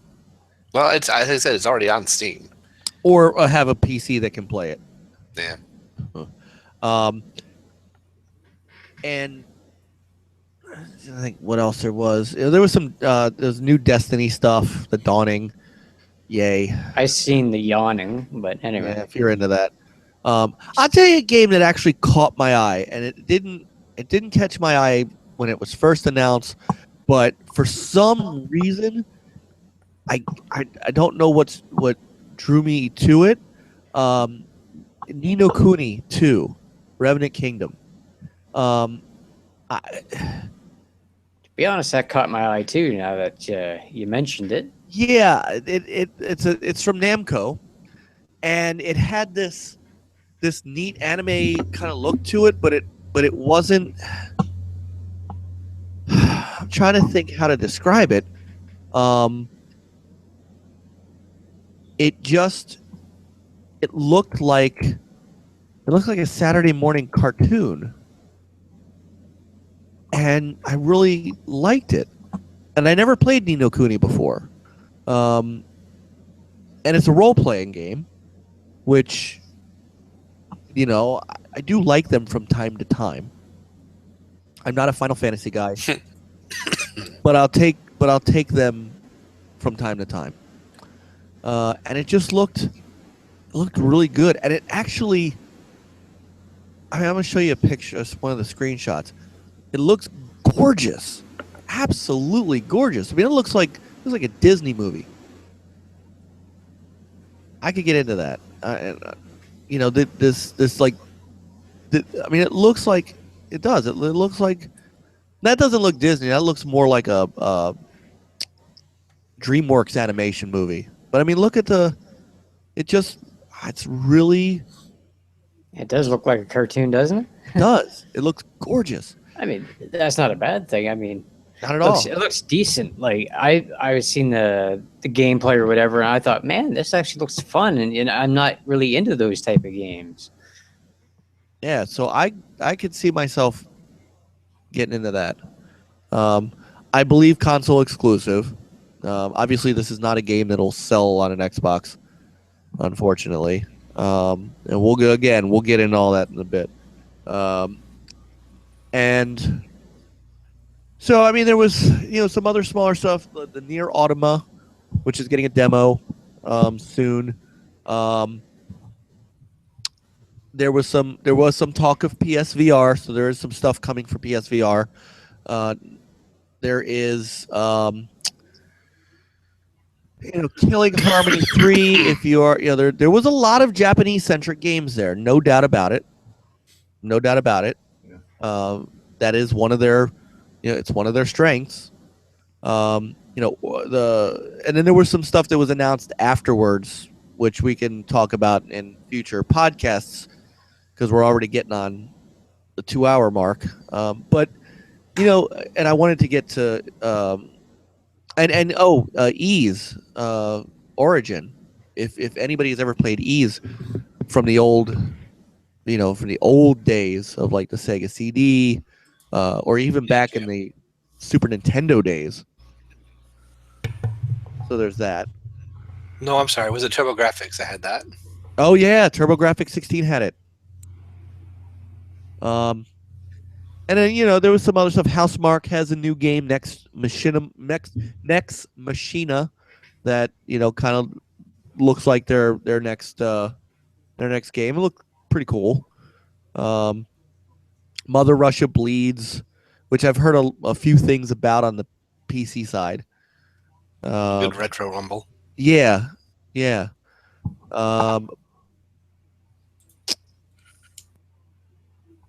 We didn't see, interestingly enough, there was a number of games we didn't see at the showcase. Before we launch into those real quick. Yeah. I had the thought, and this is so dumb, but I think like 2 people on Twitter got it. But when they had the VR game that was like the kind of mech-based thing. Riggs? Well, not Riggs, but the newer one. The one that was shown on the deal. But it did make me think of Riggs, and it's like in space. So of course in my head I hear Riggs in space. Nice. I got it. Right. I thought you might appreciate that, but yeah, no. Of the stuff that was shown, I mean, I had a quick little top 5 of the stuff. Parappa 20th was one of them. The GT Sport, Yeah, that was pretty. being the race guy, looked really good. How did I forget that? GT Sport. Yeah, it looks very pretty. I'm sure it'll run great on the Pro. I think that I mean, it's a solid franchise. You can't. There's some if the GT franchise has had a weakness for a long time, it's just been the sound. But I hear they've made strides on that, so that's cool. Horizon, of course, looks like a standout thing. Wipeout had me excited because I loved Wipeout back in the day, and of course Neo. I think will make a pretty big splash. Yeah, I guess if you're into that masochistic stuff. Yeah. It's basically Tenchu meets Dark Souls. Death Simulator. Yeah, or as I like to call it, Mike dies a lot. Yeah, but those are the ones that really stood out of the stuff they showed, in my opinion. Agreed. I like that. Jason, what'd you like from it? Well, I really loved Horizon, of course. I don't know. I've been kind of hooked on that game since the moment I saw it. So every time I see it, it just makes me more hooked. What else really stood out? See, I was excited when I seen the Last of Us 2 trailer. I've never even played the first one, and I'm excited about it. So that says a lot. And of course, the Uncharted trailer at the beginning there. I was excited about that. And what else? That I can't remember. The cartoon-looking game we were just talking about. Said I don't. Ni no Kuni. Yeah, I'm not even going to attempt butchering names here. So Which one? The one you were showing the pictures of. I think it's Ni Ni no no Kuni, Kuni? but I'm no. Right.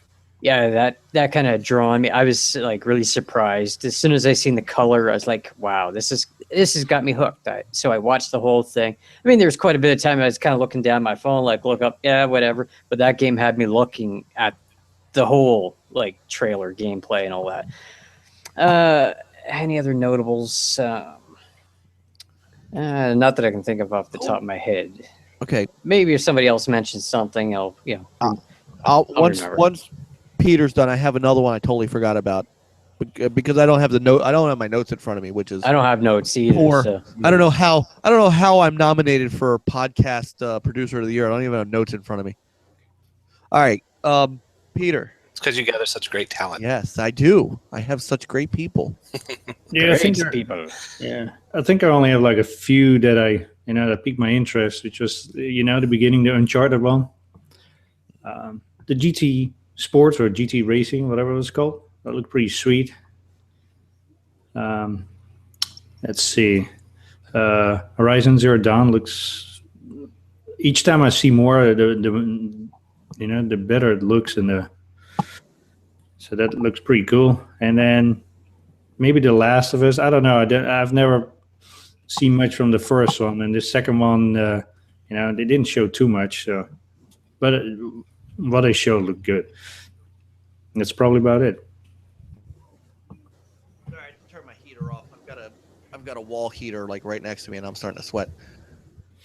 All right, I forgot one. Ace Combat 7. Oh yeah, that looks pretty good too. Oh my god, I'm an Ace Combat guy. Like there's games like that. Ace Combat,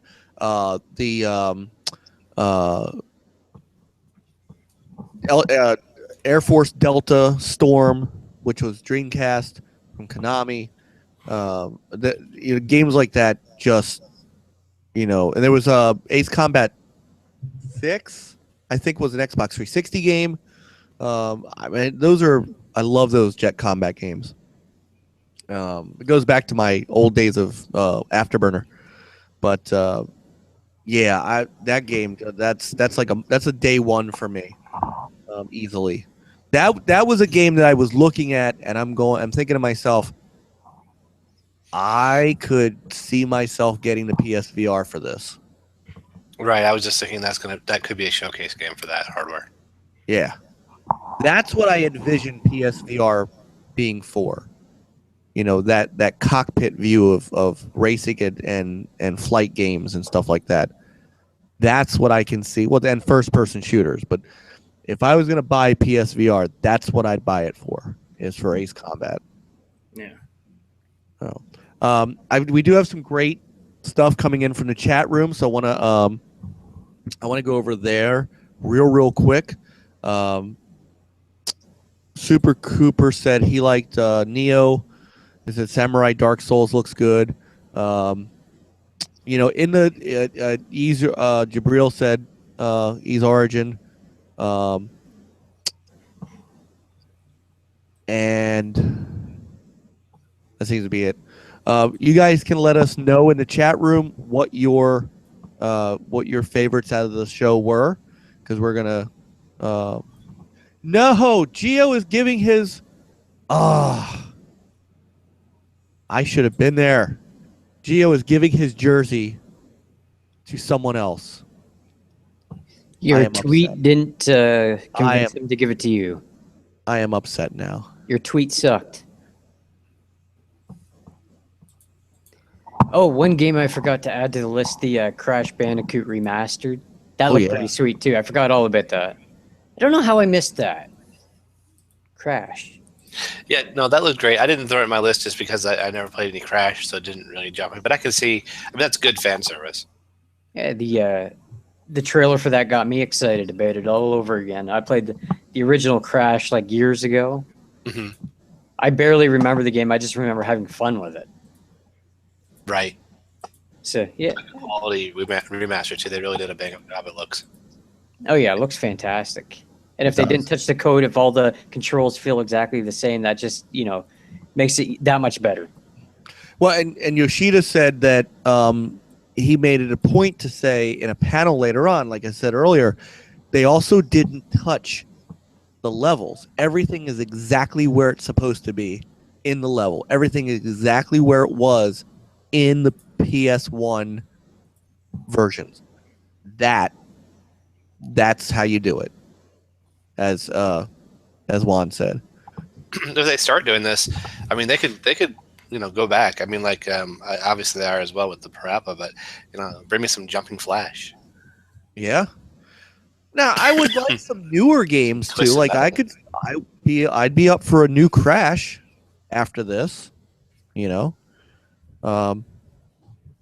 Jabril said he liked the UC4 expansion, Last of Us 2, Crash Bandicoot, Gravity Rush 2, which it didn't look quite like my kind of game, but it looked neat. Ni no Kuni 2, Ys Origin, Neo, and Nier Automata. So he liked a lot of it. Maddie said he might have to buy that PS Pro as a Christmas gift for his son. Wink, wink. Let's see. And Super Cooper agrees with me on the Ace Combat VR thing and agrees with Juan on the Ace Combat thing. So, games we did not see. We did not see any follow-up to God of War. Did not see any follow-up to Spider-Man. We did not see what as I'm thinking of it, Jabril also said this. We haven't seen anything from their Sucker Punch studio. So we didn't Dreams. We haven't seen anything on that game Dreams in a year. Since E3 2015. Which game was that? Remember that game from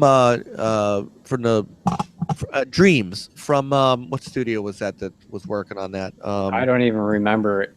Hang on, I'm No looking it up. long. It's from Media Molecule. We didn't see anything on that. Now they did have some gameplay last year from last year's PSX, but nothing this year. We didn't see. There were some things missing, and obviously we have no idea when The Last of Us 2 is coming out. Yeah, they said very early in development, so Yeah. it could still be 3 to 4 years away. Right. For all we know. No update on Shenmue either. Shenmue 3, which is starting That's to the one that scare stood out me. to me. You get an update when you give them money. Yeah. I was also wondering if I was also a little surprised that we didn't see anything from RDR2. No, nothing from that. What's that other game? Detroit? Detroit. You're right. Yeah. Nothing from Detroit. Yeah, that there looked pretty interesting last time I seen it. It was kind of somewhat hooking me, but I'd like to see more. Show me more. What else was there that?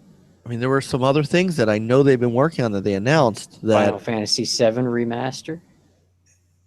Anything on So that? Woody just put that in the chat. Yeah, we haven't seen anything from that for a bit. there was something else, and I had it for a second, and now I forgot what it was. But I mean, there are some games that we haven't gotten any updates on, and it's like to see. But overall, this was a great event for them, and it's a fan-based event. And a lot of what they showed, a lot of the remasters and stuff like that, you can complain about it all you want, but the fans seem to want that stuff. I guarantee you that Crash Bandicoot remaster is gonna sell. I think it's gonna sell better than the new Ratchet and Clank game. Honestly, I think it's gonna fly off shelves. Wipeout. These are there are games that they wanted to bring back because people want them. People ask for them. And say what you want about Sony as far as they know, and Yoshida also said this kind of in an interview after the showcase. They understand that they've made some mistakes with release dates, that they've set release dates and then they delay games, and it makes people mad. And he said outright, we understand that. And you can say, and I have heard, as we know, we're not all immune to social media. Why do they announce all these games that aren't coming out for years? We have to remember that the PSX is there as a fan event. Sony fans and Sony owners, PlayStation owners, they understand that these games are far out. I'm not sure that event was there to sell people that don't have a PlayStation on PlayStation. I think that event is there for people who own a PlayStation to see what's coming to their platform. Could they sell you on the console while they're showing you this stuff? Absolutely. I think that they're not stupid enough to. That's why it was something you could see on live. But the people who are happy with PlayStation, and like me, I own a PlayStation. I am perfectly happy waiting for that Spider-Man game. When it gets out, it gets out. And look, if you want these games, you buy the system. I have said this over and over and over. Are you sure? I thought petitions worked, Right. Right. Yeah, guys, Horizon Zero Dawn's never coming to the Xbox. Start a petition. Right. Gears of War 4 never coming to the PlayStation. Start a petition. I remember that article from one of these moronic websites that claim that Microsoft should release Rare Replay on the PlayStation because there's a bigger fan base over there and they deserve the game too. And you're like, Mom. Right? Yeah. Hold your breath on that one and see what happens. Crap in one hand, and you know the adage. Right. So if you want these games, if you want Ace Combat 7, if you want Horizon, if you want all of this stuff that's coming out, even if it's not coming out till 2018, if you want it, you're gonna buy the platform that it's on. That's how it works. And I think they have a strong lineup. They have a strong stable of games, and it seems to me that they do a great job of kind of transcending the business aspect of it into, hey, these are the people that are buying our console, and a lot of them grew up with this console, and a lot of them are still Crash Bandicoot fans. So while maybe there's a Crash Bandicoot in development we don't know about, but let's give them some Crash Bandicoot in the meantime, and it's going to sell. That's something, and what happens is that does kind of interlock with the business side. Get out of here with your logic. I know. They're going to sell more games. They're going to sell more consoles because they're going to see Crash Bandicoot on the shelf, and that's where they're going to go. Look, HTK was looking for a console last broadcast. He just couldn't find one. Exactly. But the right deal comes along, you're going to get it. Yeah, anybody would, think about it. That's for sure. Look,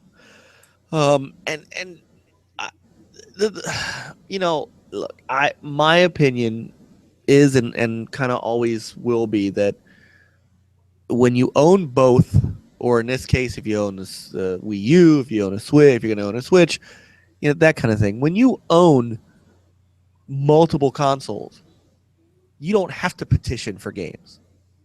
You also don't miss games. I'm not missing Gears of War. I'm not missing Forza Horizon, and I'm damn sure not going to miss Horizon Zero Dawn. I am not going to miss Scalebound. I am not going to miss this Uncharted Lost Legacy. I'm not going to miss The Last of Us 2. I'm not going to miss Sea of Thieves. I can't afford them all, but Are you going to miss Zelda? I need to see more on Zelda. I'm not sold on Zelda. I'm one of the few that's not sold on Zelda. I'm not sold on it yet either. But I know everybody in the world is going nuts over Zelda. If it comes out on the Wii U, guess what? I'm not missing it. I can play it if I want to. Yeah, that's that footage just didn't do it for me. So, Need better high quality footage directly uploaded to YouTube. yeah. But I mean, but this is, I feel this way because I just, it's always been that way for me. I've never had to worry about, oh, why isn't this game out on this? And I watch it. I watch it all the time on Twitter. I watch it all the time out there with this, look at the people who didn't get Tomb Raider for a year, who aren't getting Dead Rising 4 for a year. Look at the people on the Xbox side who aren't getting Dreadnought, if that's their kind of game. I hate those deals. I think those deals should die in a fire. I don't think that getting DLC first on a platform does anybody any good, and I certainly don't think that sells you. We're gonna find out with Call of Duty whether or not that sells, retail copies. It didn't last year with Modern War, or not Modern Warfare, Advanced Warfare. I'm sure they sold. I'm sure Black Ops 3 last year. Blops 3, right? And I'm pretty sure Blops 3 at retail, the standalone copies, I'm pretty sure the PS4 still undersold the Xbox on that, even though they sold, I'm sure, a lot of the Blops bundles, because I don't think the 30-day DLC sells that stuff. No, I think people can wait. It's 30 days. Who cares? Yeah, that window is way too small for people to care, I think. It didn't help Destiny, I don't think. I mean, they sold a lot of Destiny consoles, but Xbox gamers bought Destiny, even though some of that DLC was a year out. I think what these I don't think and what's funny was with the Tomb Raider deal, nobody moved to Xbox because they knew it was coming out in a year, so there's no reason to move. Everybody knows that Dead Rising 4 is a timed exclusive, so nobody's going out and buying an Xbox One just to get Dead Rising 4 if they know it's coming out the next year. I just that stuff doesn't do it anymore. The only thing that does work are if your console is not getting a game at all, and that's where you got to decide. Do you want the game? If you really want the game, you're going to buy the console the game is on. If you don't buy the console the game is on, and it's not like a money issue, because there's legitimate money issues, then you didn't want the game as bad as you said. That's how I look at it. Not everybody agrees with me, but that's how I kind of look at it. Thoughts? I'm not opposed necessarily to exclusivity in first party. I mean, that makes sense. Company's going to make a game. They're going to have a console. They're going to have software that's only for that console, and they're going to market it and sell a console. It's all fair play. The marketing deals for DLC are timed. I think are kind of silly. I don't think it helped Tomb Raider at all. Rise of the Tomb Raider is a great game, like my game of the year last year. But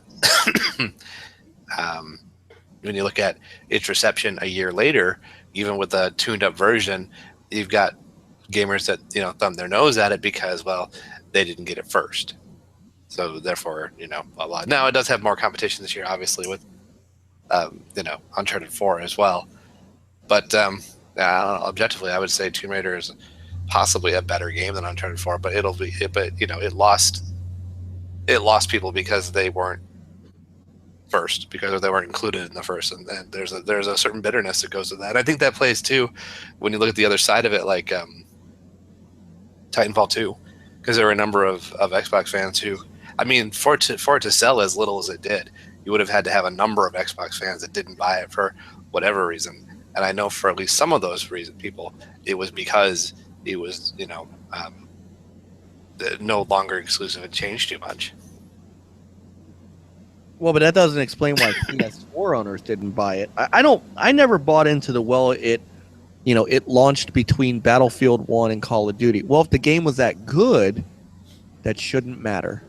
Well, the problem with it, I mean, the Call of Duty, I think, is the lesser of the two there, because I think that for a number of iterations of these games, people have been calling for the more boots on the ground historical type play. And of those 3 titles, Battlefield 1 is the one that offers it. I can agree with that. HTK, I'm sure you agree with that as much as you played Battlefield 1. Yeah. But, I mean, Quick to the point. Yep. Yep. Yes. Let's move on. I mean, Titanfall had a fairly large player base on Xbox. I mean, a large chunk of Xbox players didn't come back to it for whatever reason. Tech test was terrible, but that's part of the reason. I mean, yeah, the tech test and the map wasn't very exciting, and the maps were an issue the when they're gameplay already stuff. bringing the Angel City map back out. Yeah. Let's be honest. There's probably about 100 people who didn't buy it because it was no longer exclusive. I mean, you get outside of social media, and nobody understands that stuff. You know, your average gamer doesn't get into that nonsense, ridiculous knucklehead stuff. But I think that's a low number still, though. True. I mean, I'm probably lowballing it. So let's say it's 1,000, or whatever. 2,000. Then they tell their friends. Well, yeah, but if they're not playing, their friends don't get in because they're not playing with friends. I think also the EA Access decision to not have a trial hurt it bad too. That hurt it, and you saw that because they did a trial after the fact. The trial they should have done at the beginning. Yep. People should have had that retail code in their hands prior to launch. Because I'll be honest with you, if it wasn't for HTK, I wouldn't own it. If it wasn't for him helping me out, I wouldn't have it. Because that tech test was horrible. It was bad. It was good. It was Viper, John, a couple others who were really talking it up that made me decide I want to try it for the single player. Yeah, the same thing, Frankie and Anchor, they were very enthusiastic about it. And so, well, let's give it one more try. And EA Access would have helped with that. Oh, yeah, definitely. So I think it's more than just it's no longer exclusive. There is that section of people that that's that ridiculous that do that. I mean, I personally, yes, I can say if I'm being truly honest that I feel like Respawn, after everything that they said at the very beginning about this is where I think they had a PR issue with Xbox fans, was they spent a lot of time explaining why the Xbox was the only console that Titanfall could succeed on, and the only one they could realistically bring it out on. And then after it released, then everybody, then Vince said, no, we wanted it on PS4 as well and could have done it.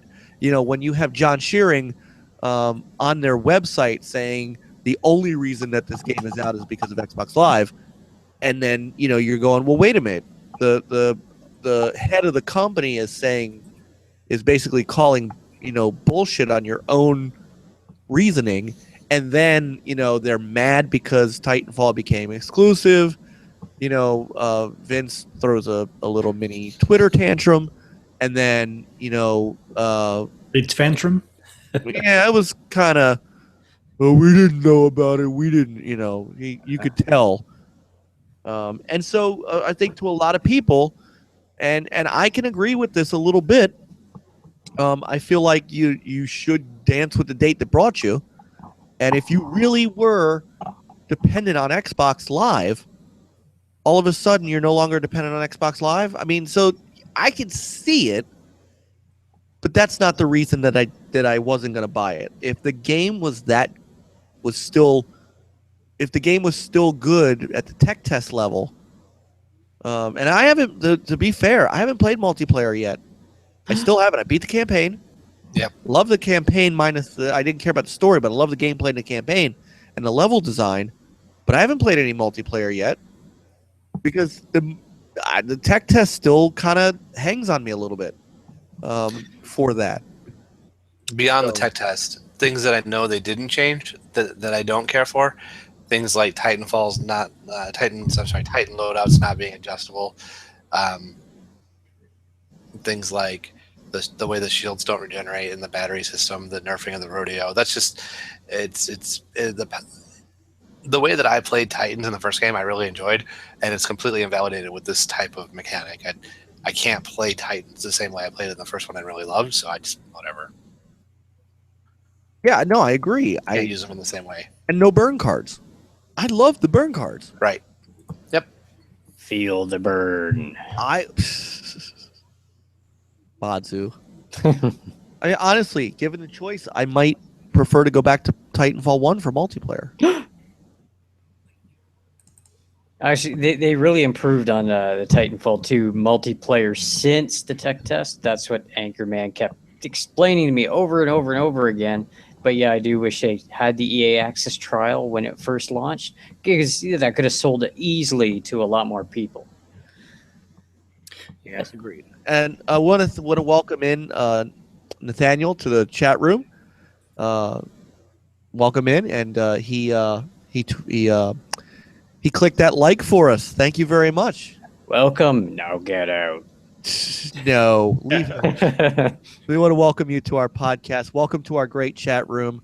Some great guys in there, and they are having. I tell you, as always, I get a chance to look while we're talking, and great stuff going on in there. And a couple things that, moving from this to getting back to release dates and things like that. Witty makes a very good point in that, he has an issue with Microsoft doing the same thing with release dates. Crackdown, Scalebound was delayed. Cuphead.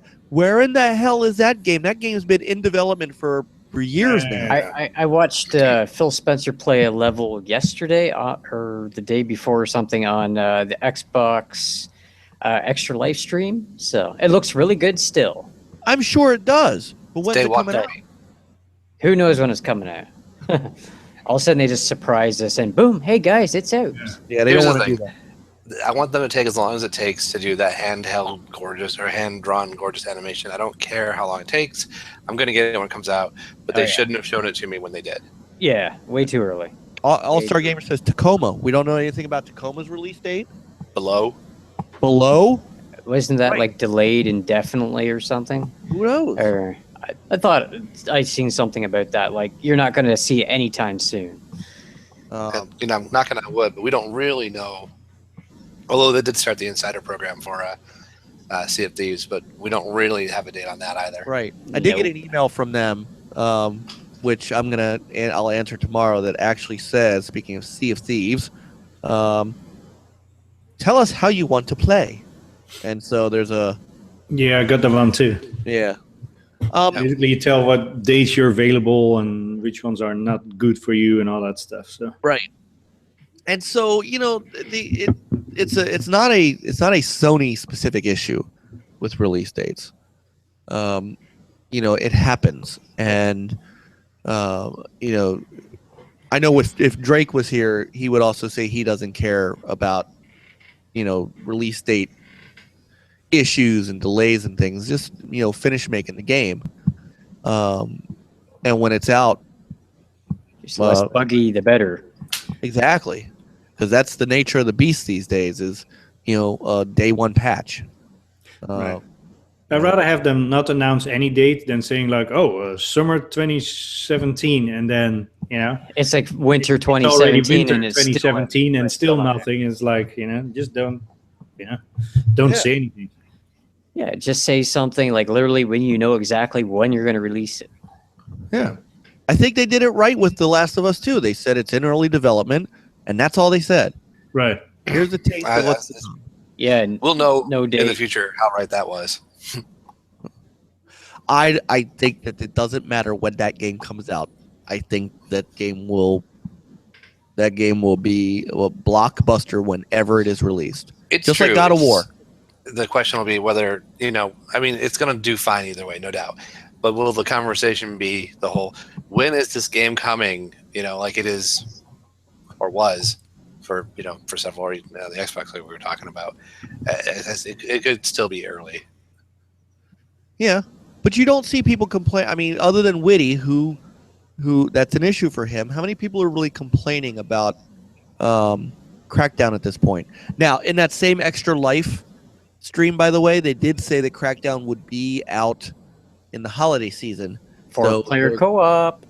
And they're going to try to, I think they're going to try to make it out in time for Scorpio. I like the whole 4-player co-op thing, though. Yeah. Yeah. That I don't know. That's exciting now because, you know, you got friends to play. You want to play with your friends, you know? Well, and see, that's why I think, you know, we sometimes mix up single player and story or campaign. You know, Overwatch, if it had a co-op campaign, I would, you know, like Doom has a co-op campaign, Gears has a co-op campaign. Yes, you could play that yourself, but I enjoy just as much, Jason, you and I playing Gears as I would if I was playing it by myself. And in fact, more fun when you get to yell at me when I die or something like that. Oh, we were doing so good, right. You died. Well, but you're also a big help, and I can't guarantee that we could have beat that Sumac without your help. Because that was fun, wasn't that? That was like a was. good 3 hours altogether of us trying to kill that thing. But that's I mean, a legit boss fight too. That was a legit boss fight. That was a legit boss. And let me tell you again, may I say, without a Lancer, that is an impossible boss. But you know, with like, with Crackdown, that was a game that was supposed to. The multiplayer was supposed to be out last summer. Oh yeah, you're right. Was it last summer or was it this summer? I think this summer. This summer, just like GT Sport Beta was supposed to be out this summer. So you know, they're not. Microsoft's not immune to screwing up and delaying games.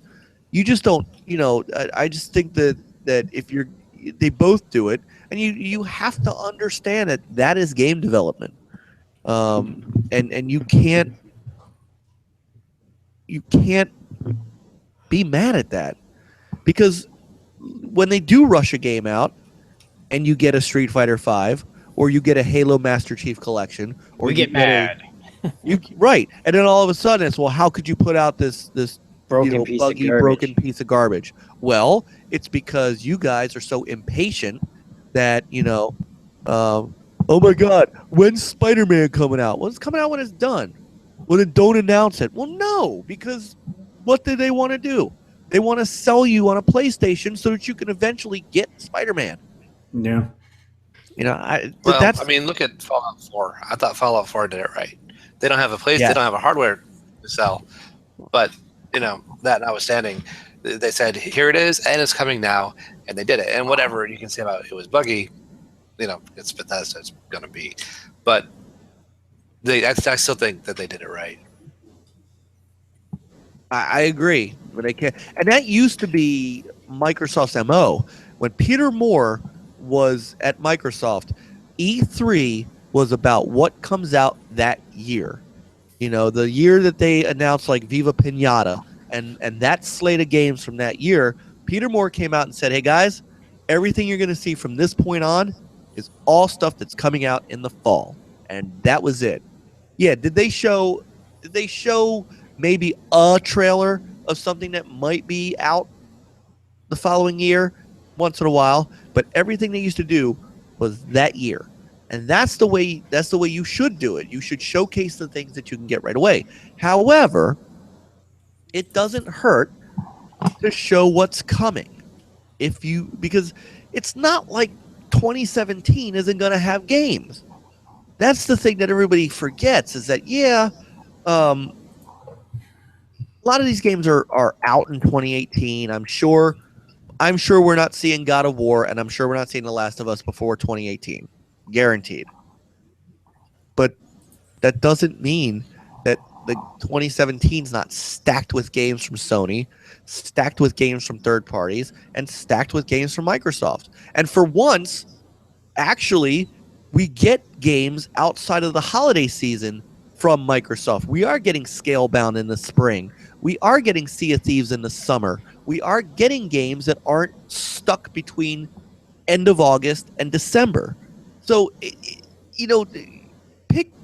you you pick your point to cry and complain about, but good Lord, don't pick this one, because it's like this is what list wars are made out of, right? Sounds like a game. List Wars. Yeah. This is the worst game on Twitter. Coming spring 2017. Nice one, HCK. So now I come to my soapbox, and I definitely want your guys' opinion on this. No opinion. Oh yeah. As the resident multi-plat guy here at the moment, I understand and I respected what Sony did this weekend as a fan event. I understand that Microsoft is putting on fan fests for, they have one at E3, they have one, they have one that they had one in Mexico. They don't have anything like a PSX. They used to have I forgot what they called it. It was like an X1 event or something like that. I think they called it X1 or something like that. I have to look it up. But Don't they have stuff like that in Canada? Yeah, they got the X and then whatever year. So like this year coming up, it'd be like X17. It's pretty much just, they got a bunch of games there. You go play, I don't think they have any like special guests or anything there, but you get to play all the upcoming games and current releases. I almost went last year, actually. Probably going to get a dislike out of the guy that I just banned out of the chat room. Yeah. Oh, well. Yeah, that doesn't fly here. Ridiculous. Yeah, I mean, and would it hurt, other than PAX that we can't even get into? Would it hurt to have something over here on the East Coast, and not something that's more up in Boston, where it's a 12-hour drive to get there? I mean, does Baltimore or Washington D.C., or Virginia or Jersey or something? Can we have a show over here that we can go to? Why do we always got to fly out to California? Why can't California come to us? I'm lobbying for it. Hashtag PSX Baltimore 2017. Yeah. Yeah, I've asked the Xbox people like Aaron Greenberg and said, "Hey, when is the Midwest going to get some love?" Because it's hard for someone like me to get out to California. I mean, even the Midwest wouldn't be horrible for us, HTK. No. I mean, maybe not like Phoenix or anything like that, but if it came to, we go see Frankie in Cleveland. Yeah. Nobody wants to visit Frankie. Road trip. Nobody wants to visit Cleveland.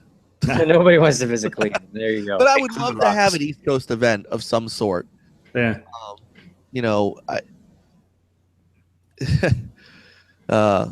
Matty is he is now lobbying to be on the podcast. He says we need more multi-plat owners on our show, Mike. Hint, hint.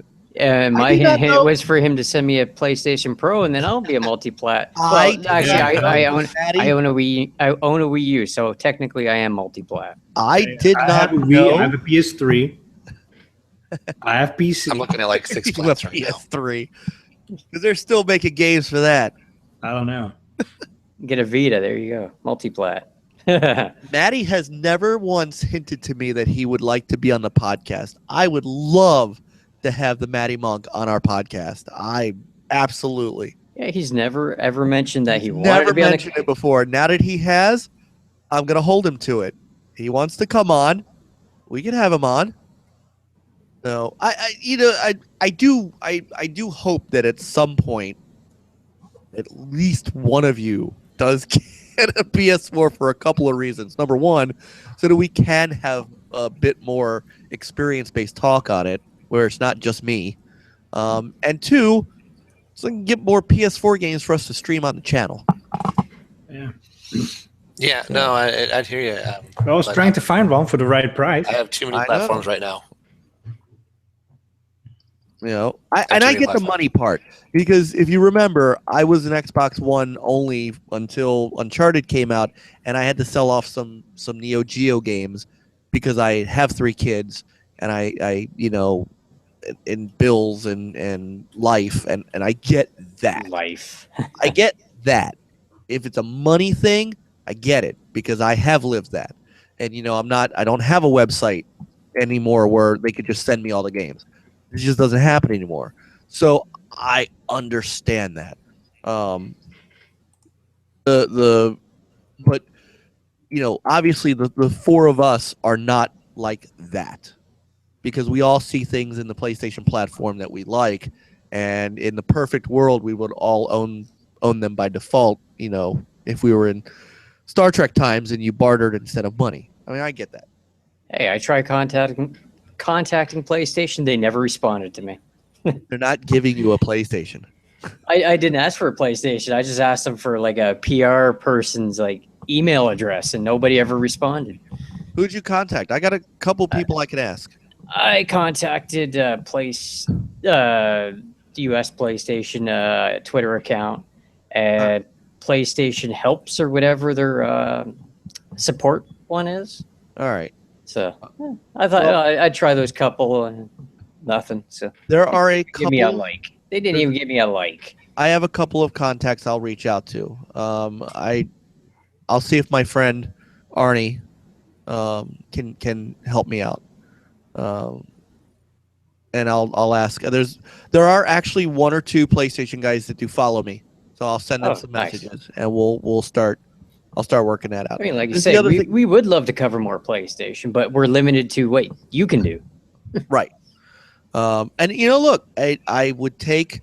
There are a couple people that I'd love to get into streaming for the channel. They don't necessarily have to be on the podcast, but if they can offer up some PlayStation video for the channel, I would of course do everything that I do for you guys, the producing and the overlays, and give them their avatar or what have you. I'd absolutely do that. I love that stuff. And by the way, HDK, I should have I think all the Mafia stuff I'll have the Mafia stuff up tomorrow. Ah, cool. But you know, I feel like there's so many things out there that can, for both consoles, the Xbox and the PlayStation, that can reach people. You know, I think that, but I think where Microsoft needs to look at this, and here's the other soapbox I'm going to jump on. Besides a fan event that has, you know, this kind of thing, where they have panels, where they have people, where you can go and you can, you know, not just play games, but you can, you know, Microsoft, to their credit, does a very good job with their fans in some respects. I think we can all agree on that. They talk to their fans on Twitter. They do reach out. They do take some things that we ask them as Xbox owners, and they put it into the insider program, and they add them to the feature set and things like that. But I feel like when it comes to games, I don't think they listen as much as we hoped that they would. And I don't know that, you know, people ask Phil Spencer all the time to bring back certain games, and Phil's like, yeah, that's a great IP, but I don't think that's ever happening. Well, why not? You know, where is Cameo? Where is Blinks? Where is, you know, where are games like Jade Empire? Why can't you get BioWare to do another Jade Empire? Where is Crimson Skies? You know, you closed up FASA Studios, so we're not going to get another Mech Assault. Although I'd love it. Let me interject there for 1 sec. Go ahead. FASA Studios folded in a large part because of a lawsuit they had with Harmony Gold over Robotech designs using the tabletop game. So it just Just, I mean, FOSSA went under its own accord as opposed to a studio shuttering. Just to clarify. Okay, all right, fair enough. But they were part of Microsoft, Right? And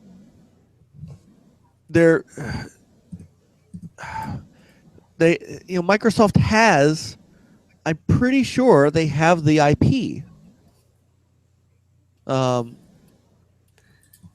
Well, with the Mech Assault game, I know that's now owned by, and actually that's something that I just saw today is Piranha Games is putting out a new Mech Warrior. Yes. Yeah, I saw that. They don't own the Mech Warrior. Yeah, but the Catalyst Game Labs owns the tabletop IP, and I think that extends to because it's Catalyst and Piranha that teamed up for MechWarrior Online and presumably MechWarrior 5 Mercenaries, which was the one that was announced just recently.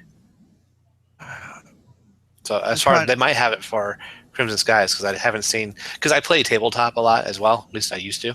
So I follow that, and I liked a lot of Battletech is one of my games.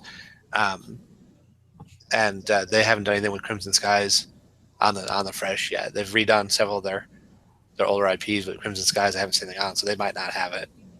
Microsoft might still have that one. They might, but we see these. It's taken a third-party indie developer to remaster or remake whatever they're doing. Voodoo Vince. They don't have Lionhead anymore. They don't have, they don't have a lot of studios that are built to make new IPs. Now I understand they found value in second party, Crimson, Quantum Break, Sunset Overdrive. Trying to think what other second party there is. But those are two big ones that I can think of off the top of my head that are not getting sequels. And they're probably dead. They're probably dead IP. Now, Insomniac owns Sunset Overdrive. However, I don't know if you guys remember this, but somebody had asked Insomniac if they were going to port Sunset Overdrive to PC, and they said, well, that's Microsoft's decision, which made me wonder what exactly that deal was. And then somebody subsequently asked whether or not they'd ever make a Sunset Overdrive 2, and they specifically said, we would love for Microsoft to ask us to do that, or something to that effect. Microsoft would have to ask us to make it. What the hell are they waiting on? I understand that it didn't sell well, and I think that's a shame. I love that game. I was day one owner. Loved it. But you gotta show But you gotta show some. We talk about Xbox owners not buying new IPs. There's this weird thing that's happening in the social media sphere. So here on one hand, you have, Microsoft does nothing but Gears, Forza, and Halo, and that's an argument that Microsoft gets hammered with. So then Microsoft false. I hear me out. So Microsoft puts out Sunset Overdrive, Quantum Break, Scream Ride. Ori did well, but Ori and the Blind Forest, Recore. And yet, I think Recore did okay. I'm not sure. Out of all of those games, I think Ori and the Blind Forest is the one game that we know sold extremely well. And Moon Studios even said we want to keep going with that IP. Right. We're a couple of years out. No movement on another Ori. Beyond that, we almost got Remedy's moved on. Remedy is pretty much gone from making mostly Xbox related stuff with Alan Wake and Quantum Break. I honestly believe Yeah, I honestly believe with their new ventures that they've probably said, you know what, screw Microsoft, we're going multi-platform because they just can't make up their minds. They asked them for Alan Wake 2, I'm sure, and Microsoft doesn't want to do it. And Microsoft owns the Quantum Break IP, and they're going to bury it. Yeah. You know, but Xbox owners don't buy the games. They bring out these new IPs, and Xbox owners don't buy them. Xbox owners really, I'm trying to think if I'm hoping Horizon 3 did as well as we all think it is. I'm not sure Gears has met their expectations. They said Halo hasn't met their expectations. You can't say they're a Fable churn out studio anymore because they shuttered Lionhead. Do you think the expectations are too high? Do you think that every game they think they need to have like a mega hit instead of just, Well, some of it comes down to what they're spending to make them. Like you look at Quantum Break, and that needed to sell a ton to make back because the production cost of that is going to be ridiculous. Maybe they have to make games smarter, better tools, better I don't know what. So to keep costs down, and I mean otherwise you end up with like one game. Yeah, and yeah. Well, you don't need a basket for that one egg. I think to Mike's point, with something that's new IP, I mean, we can talk about how bad these new IP are doing, but I don't think new IP is doing well this gen. I can't think of a lot of new IP that have just taken off like gangbusters, aside from Overwatch, maybe. No Man's Sky. Nah. No, I mean, I can't go with that. No, I mean you can make a lot of the multi-plats. I mean, if you're talking about single games, I mean, there's a case to be made for Battleborn. Oh my God, Frankie, what have you done to me? For Bloodborne. Bloodborne, but that's not truly a new IP. That's why they call it Soulsborne games. It borrows pretty heavily. I know that's like half a new IP. Okay, granted. I'm trying to think what new IPs has Sony brought out this gen. Drive Club. All right, Drive Club, which I mean started horribly, but they broke 2 million. Yep. But then they shuttered. But they shuttered Evolution as well. Right. Rise is another one. All-Star. They're punching games in the chat room. Oh yeah. I'll tell you, this is like Billy Joel when he looks out at the audience to get the words for "We didn't start the fire." I love this. Rise is another one. Where is Rise? And Rise supposedly did well. We're Rise getting another. Was all right. But I believe that it sold well. I believe it broke 1 million. I do think I had read that. That was a launch title, so it was going to do fairly well. But there was a fight over that with Crytek, and so Crytek kind of took their ball and went home because Crytek owns that IP. I mean, the Order was new, but we haven't heard anything.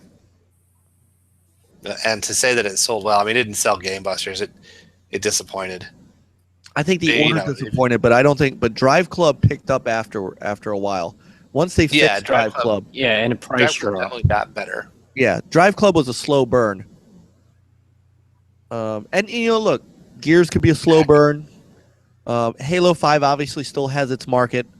Whether I know that they felt like Halo 5 undersold expectations. However, they're making a mint. They made a mint on rec packs and stuff. Unfortunately, I think that I don't know what they're onto, but I haven't heard jack about any updates to Halo 5 recently. Like no new DLC. That long though. When was the last one? Was only like a month ago, 2 months ago? No, I don't. When was the last Halo update? No idea. Exactly.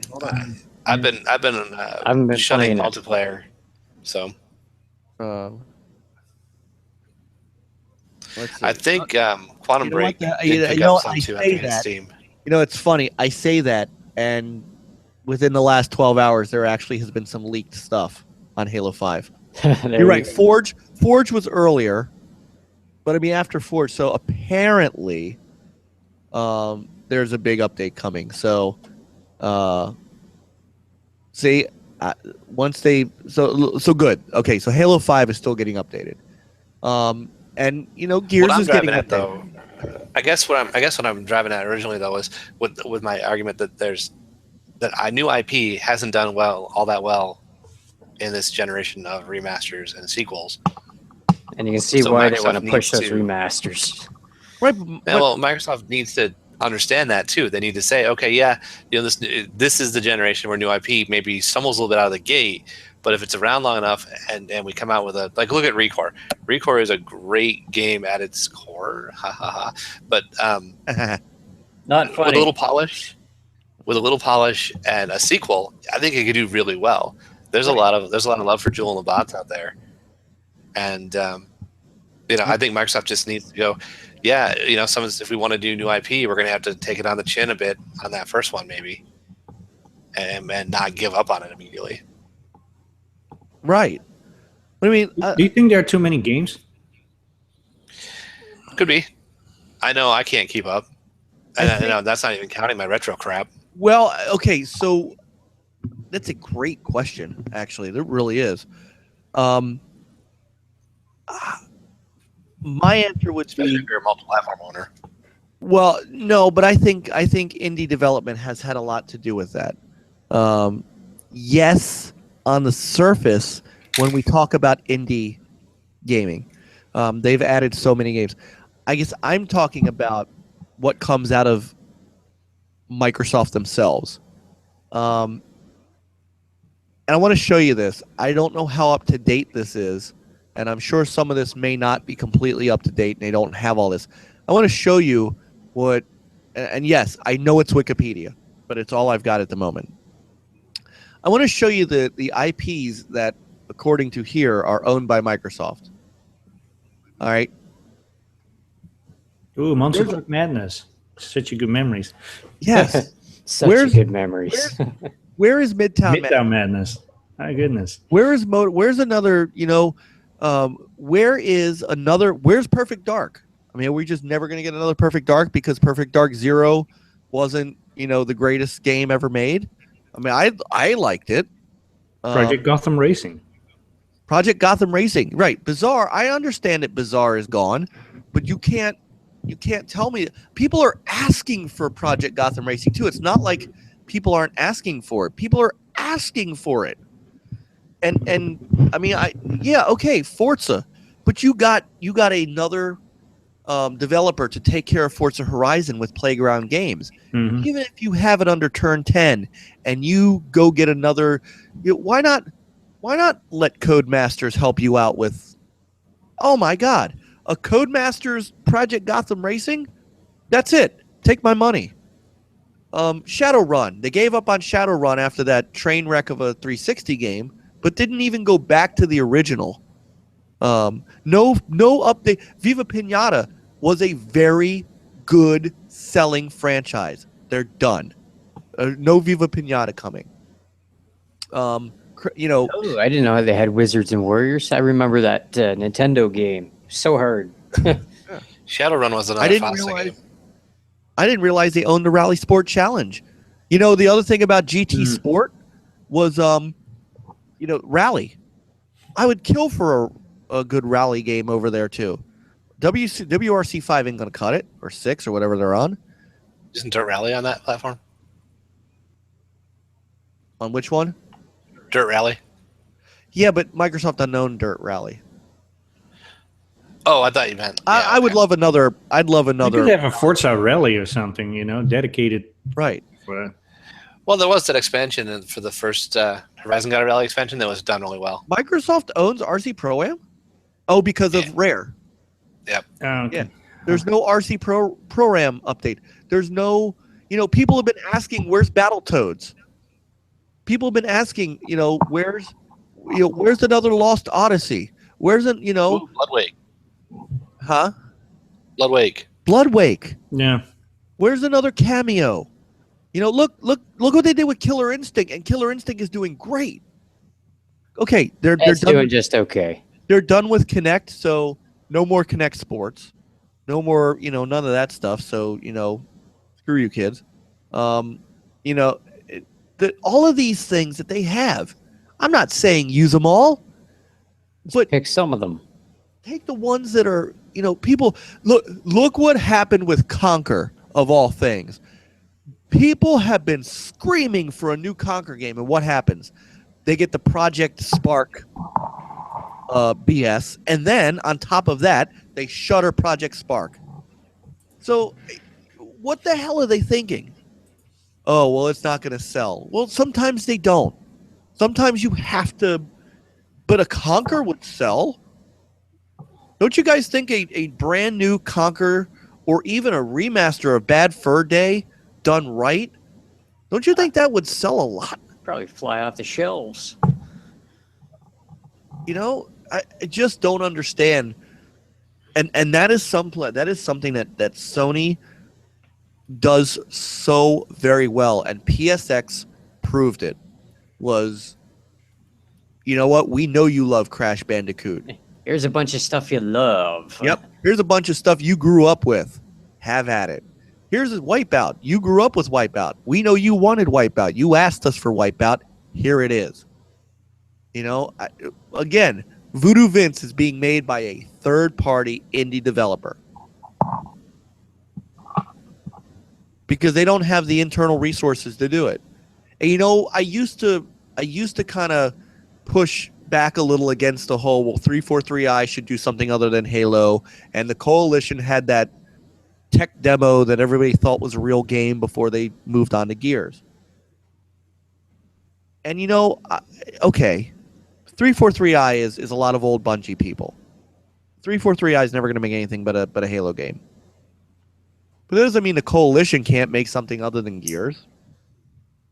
And it doesn't mean that Rare can't get back to making, after Sea of Thieves is done, there is nothing stopping Rare from making a new Cameo or a new Banjo-Kazooie or a new Battletoads. Doesn't have to be a remaster, because you have Rare Replay. Viva Pinata. Huh?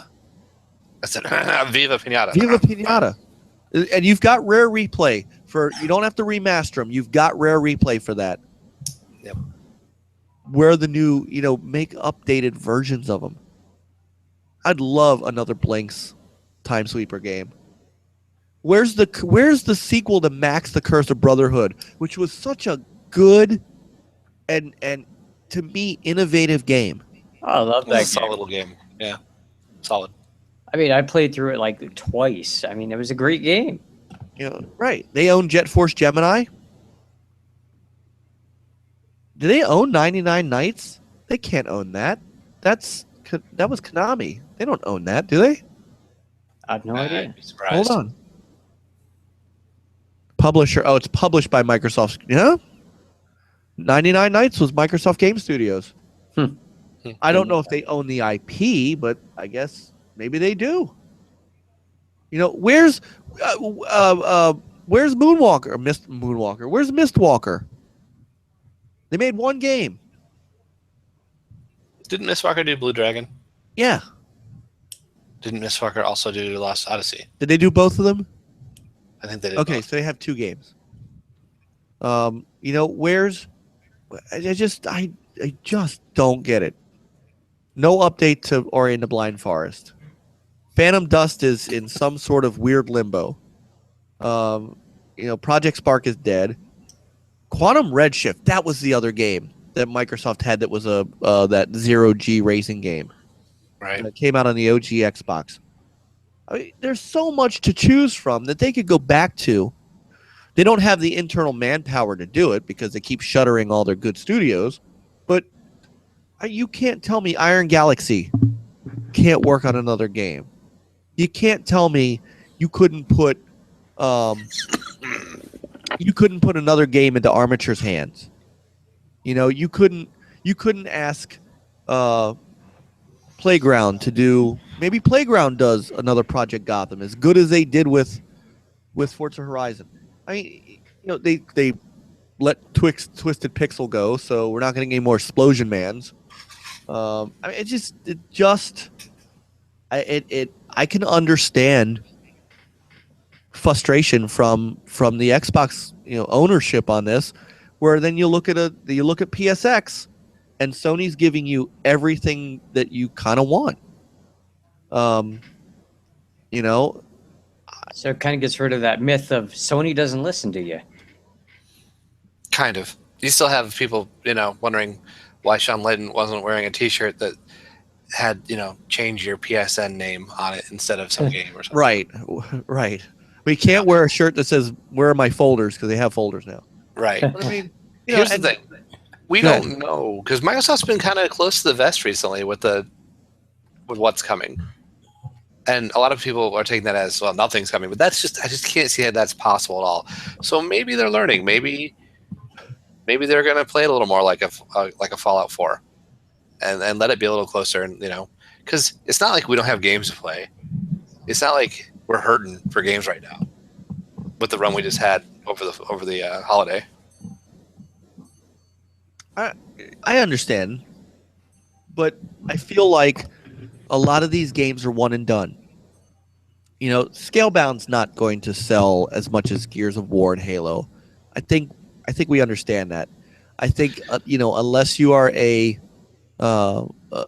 complete fan of Hideki Kamiya, if you are that guy that buys every platinum game, then but I'm not expecting Scalebound to fly off shelves. And you know what's going to happen? They're going to make Scalebound, and then they're going to bury it. What if Final Fantasy XV is huge, and more Xbox fans get into that type of game, into the more Eastern games? What if that helps Scalebound? That would help. That would absolutely help. I'll tell you what I think would be a much better indicator. Now that I think it's Blue Dragon that is backward compatible.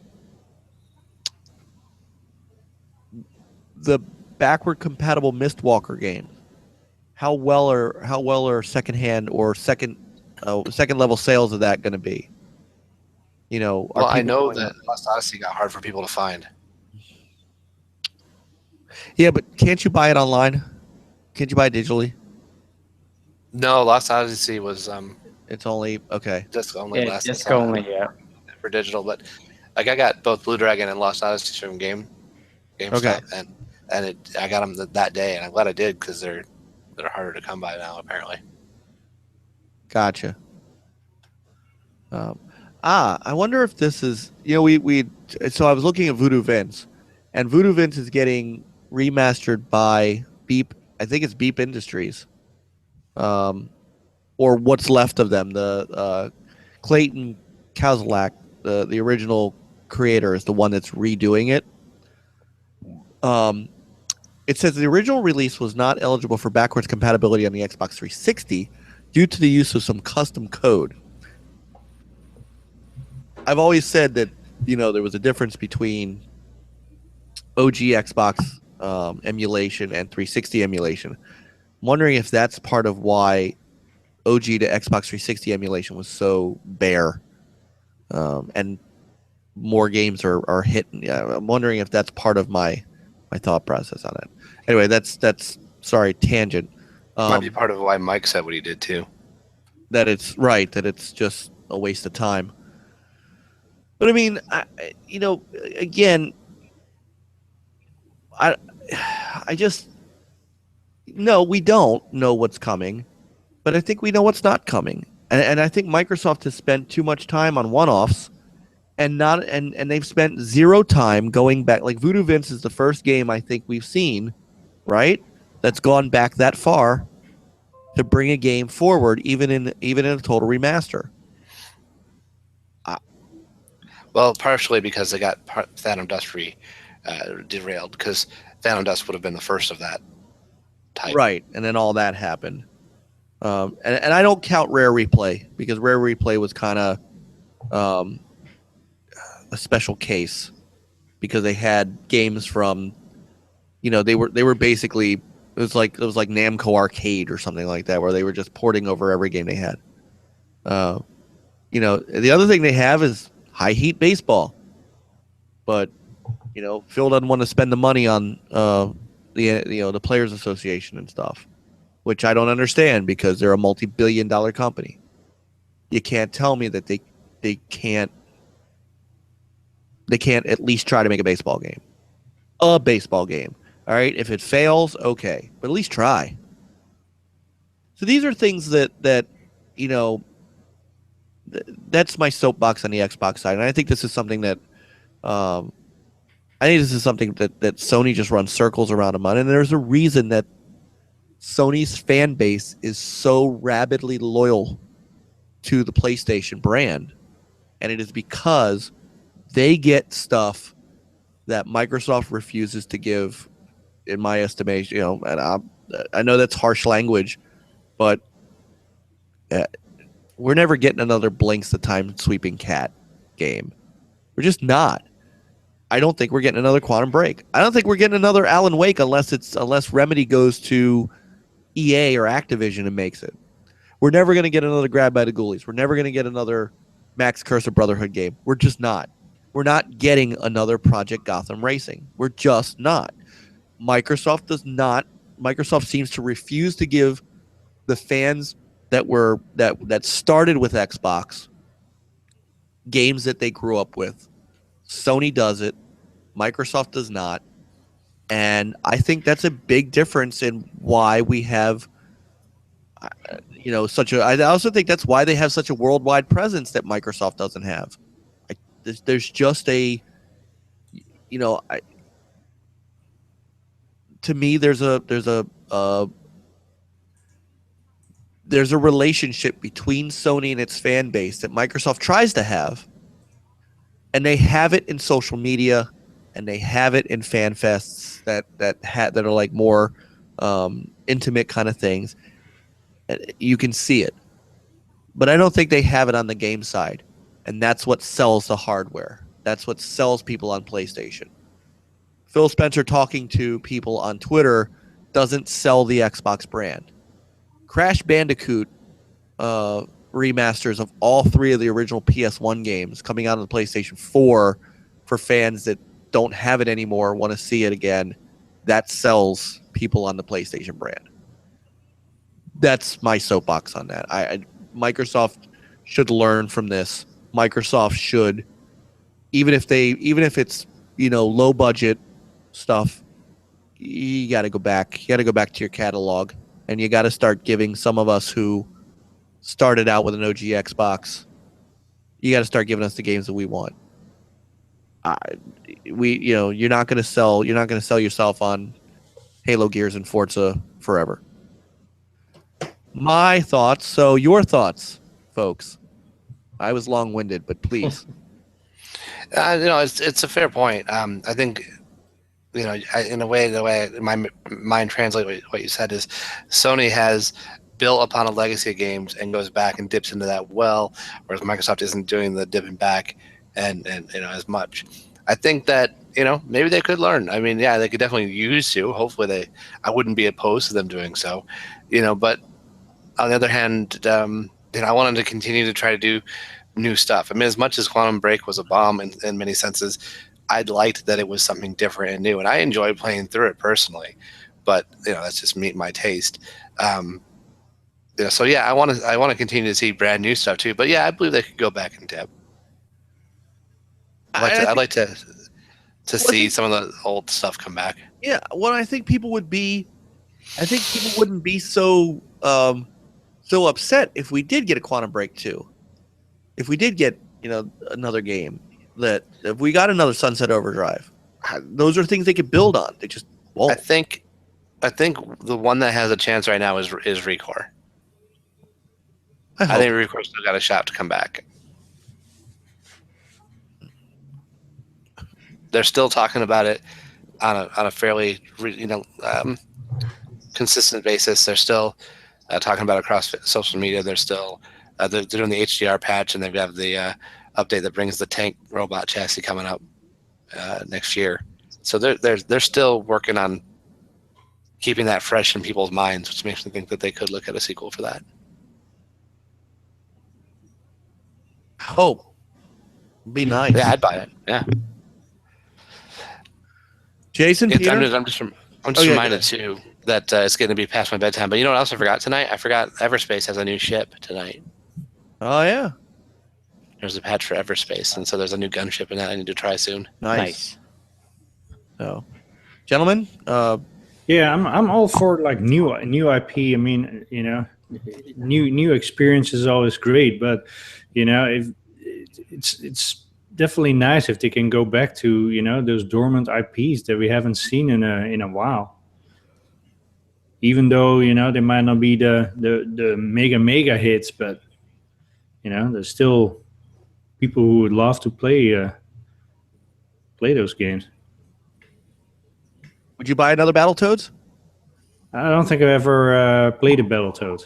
I Oh, wasn't there a Battletoads in the Rare replay. play? Yeah. Yeah, Arcade I and- played a little bit, but I don't think it's my cup of tea. But I will buy another PGR or you Nope. know. Yeah. Jason? Yeah, I like new IPs, but I also like, you know, previous games and that. So if they actually dip back into the catalog, there would be a lot of fans that would be super happy to run out and buy those games. Like I would like some of the old games like Battletoads, like you mentioned, you know, a new one or a Conquer. You know, there's a big list. So, you know, I think Sony does a great job of, you know, dipping into that catalog, like you say, and keeping the fans like attracted to the PlayStation brand itself. Like here we got all these games, new games, but here's some old stuff and we're bringing it back. Like look at Ratchet and Clank. It's everything I read about people who own and play Ratchet and Clank. They're, you know, absolutely adore it. I think that kind of thing could happen the other way around too. It's good fan service, and that's what I thought mostly of the experience they showed was that it was good fan service. And Ratchet and Clank charted too, by the way. It Yeah. did. So it can happen. You know, and Jabril kind of makes the point we're kind of making, you know, having a balance in new IP and a few flashbacks is the way to go. I agree. I totally agree. It doesn't hurt. No. You know, I got to go and say, you know, it's harder it's honestly harder if I have a box full of Xbox games, but I don't have an Xbox to play them on. I don't have an Xbox to play them on because the hard drive in it died. So I have to go and buy another Xbox, and I have to hook it up and have it. Make You it know, sound like a chore. It is. It's hard enough to, you know. I have to pull it out of the box. I gotta hook up all the connections. Why not hook it up just- to the TV. Right. And then You just need to set up like I have. Maybe you should release an OG Xbox with HDMI. OG Xbox Mini.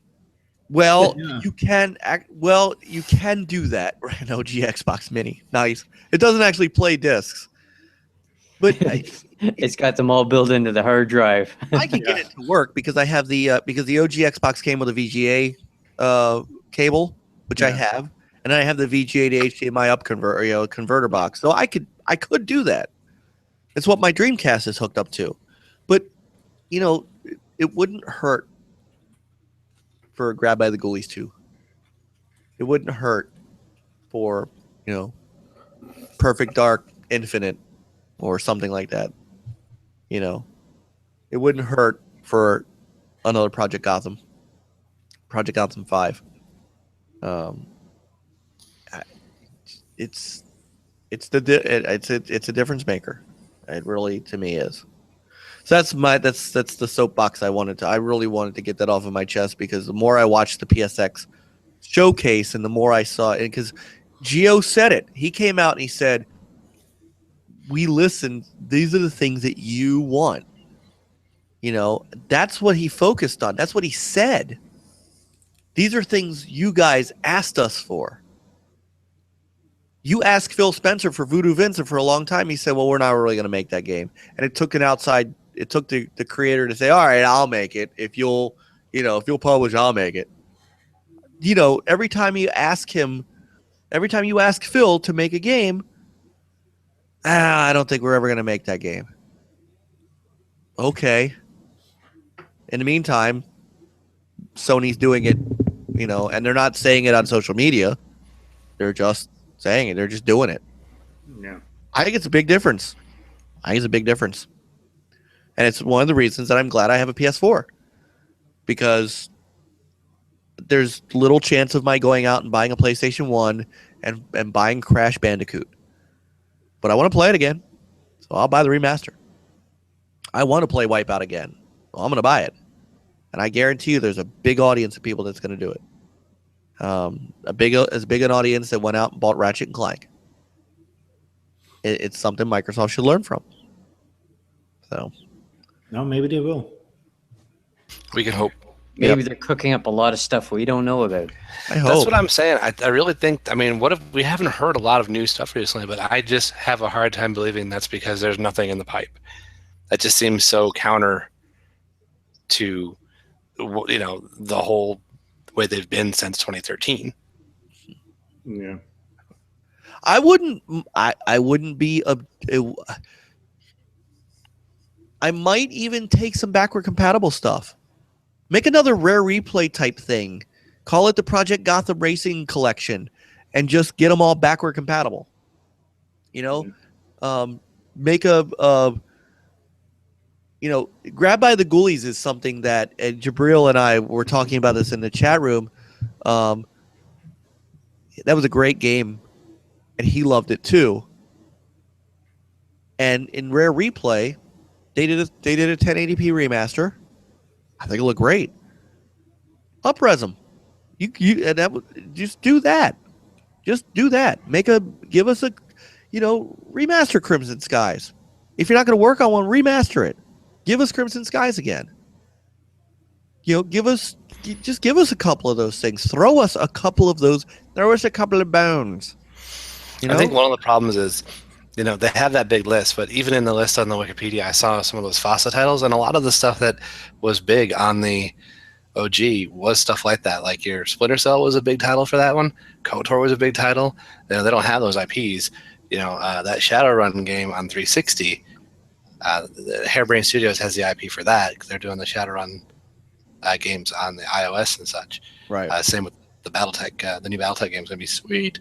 But so I think some of that may be limited from some of that as well. But yeah, I would totally be down with a 360 anthology. Yeah. And I'm sorry, an OG anthology is what I mean to say. Right. But I'm coming up on 20 we're hours going to wrap of being up. awake. It is 12:15, and it's time to wrap up. Folks who aren't listening to this live, this is a great opportunity for you guys to comment. Please, tell us comment about the VGAs. If tell us what you thought of the VGAs. Tell us what you thought of the PlayStation experience. Was it, did you like what you saw? Did it make you more excited as a PlayStation owner? Did it sell you on a PlayStation? And what do you think about what we talked about now with Microsoft's and their, what they're doing with their games and IPs? And give us your thoughts. And again, as we ask in the chat room, be respectful. No fanboy business. You get the ban hammer. Yes, I will ban you. You will not. Look, you come to our podcast with fanboyism, comment wise, or in the chat room. You're not gonna last long. Not gonna last long. And you know what? I'm pretty sure I wouldn't even have to worry about it because the great people that are in the chat room police themselves. So, and Maddie says, great show. Glad he made it in. Marathon cast. This was a long one. I kind of, he said Shannon and the cat stole the show. Nice. So, gentlemen, before we depart, Meow, meow, meow, meow, meow. Juan, do you have anything else? Let's see. I mentioned the Everspace update, and so that's something I want to look into. I've been hung up on knocking out some of that backlog, so I was behind the times on my stream. I should be getting that Ninja Gaiden stream going here soon. I just have to beat that last boss and Got to him tonight before the podcast and get him finished beforehand. And I got one more video coming on my own channel for the Desert Strike. Yes. And then I'm gonna be looking for a new retro thing to play on my own stream. I'll probably put that to some kind of poll or something. Yep. But that's about it. Gotta get my rear in the sack. All right. You don't have to stay for the sign off. We appreciate it. Peace, everybody. Have a good night, Juan. Have a good night, Juan. Eat myself tomorrow. Don't forget to follow his channel as well as the NLG channel. His channel is in our favorites list, and of course, his Twitter is in the description below. Peace, everybody. Thanks. Peace out, Juan. Later. And with him out, Jason, He fell he fell. Right, he fell straight down. straight down. No. There's Jason, you that got trap anything door. else? Well, falling straight up will be hard. Well, unless you're playing I- Prey. Yeah, unless you're playing Prey. No, I'm just tired. It was a long day for me, so I'm kind of like falling asleep here. Well, it was, I feel bad that I'm really tired, but I'm glad I was able to stay awake the whole thing. So Yeah. Well, I apologize. I felt like I was long-winded today. I just had a lot on my mind with all this. sometimes it needs to be said. That's No. good stuff, though. Yeah. Well, it's also difficult when we go, "Hey, HTK, did you like that?" Yep. Yes. Yeah. And I mean, that's his you know, argument. If there's We're nothing getting- more really to add, then it's, I know, but we're wearing you down. We're getting you more comfortable. We're getting you more comfortable and more talkative. Don't worry. yeah. Every week. And now that A you got the little Blue more. Yeti. I just try to keep it short, right? We're already past midnight, so Short and to the point. yeah. So, but Peter, do you have anything else? Anything we Well, missed? I started playing Mafia 3, and That's nice. maybe tomorrow we might have a new video up on our NLG channel. We will. I will So get that started when I get home from work tomorrow. yeah, so that was exciting, and I'm also playing my very first Final Fantasy. Ooh, you're Finally. playing Final Fantasy 15. Yeah, so Yeah, he got it I on just, sale did- the other day. I just did the training mission, so All can't right. wait to Your initial My- thoughts? put my teeth in it. Initial thoughts, I mean, I watched a couple of streams. It looks pretty good, and playing it myself, it looks good. It's the controls is a little bit getting used to. They don't seem to be too intuitive, but I guess once you get the hang of it, maybe at that point they will. Okay. So, yeah. So that's Real likes it too. He said it's awesome so far. Yeah. So not my kind. It's just not my game. Final Fantasy's never been my game. I'm holding out for a Fantasy Star, but And all I can say is Skyrim is exactly as I remember. yeah, we have that. We have some Skyrim footage on the Twitch channel, thanks to Certified 352 Rick, and I'm gonna look and see how much of that footage is safe for YouTube. Yeah. The naked That was my dragon idea. fight. Well, he was still That was wearing a my diaper or idea. whatever, a cloth, whatever he was wearing. So That's a neat mod. I might have to put some footage up just for the mod's sake. yeah. Anchorman will like that. So, and I think I've covered. I think I've, like I said, I went a little long-winded today, so I don't have anything else of real note. Thank you guys for bearing with me tonight. Welcome to Monday. Yeah, Yeah. Monday has arrived. Monday has arrived, so At least on I'm the East going Coast. to. I'm gonna there's apparently the Parappa the Rapper demo is one level, so I'm gonna make a video of that, get it up on the channel as well, so people can see what the remaster is gonna look like, and I will do a video of the Resident Evil 7 demo. Resident Evil. Yes, Evil. Evil. And then so we'll have HDK's Mafia up, and Mazu, I have to give you that 10 tons game to. Oh yeah, start yeah. messing with. Tennis in the face. Tennis in or my something. face, yeah. So, thank you guys in the chat room so much. Everybody who was in there tonight, you guys are awesome, and just I say it every week, and I mean it every week. When I get to, He I get to lies. look over there, He lies. suck it, shut it, tease nuts. I get to look. Oh, in he there. said it on stream. Everybody, note that right there. I get to look over at the chat room and see some absolutely fantastic conversations with real gamers who, Like games. that like games, that play games. I mean, look, All-Star Gamer just said he's almost done with Final Fantasy 15, 21 hours in and chapter 13. I mean, this is what it's all about. Is to play games, to enjoy games, to enjoy the platforms, to understand that games are coming from everywhere and from every genre, and this is what it's all about. that chat room.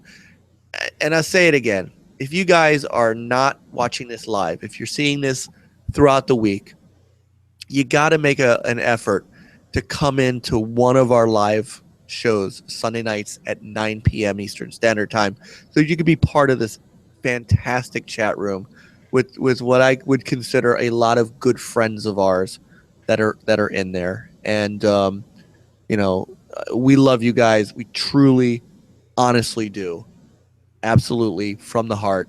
I know I can tell you on behalf of the crew, we do love you guys so much, and you guys help make this podcast what it is.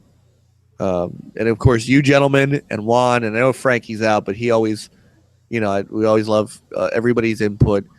You guys, my stellar crew, I love you guys so much. It's to be able to sit here and go another 3.5 hours to just talk about games.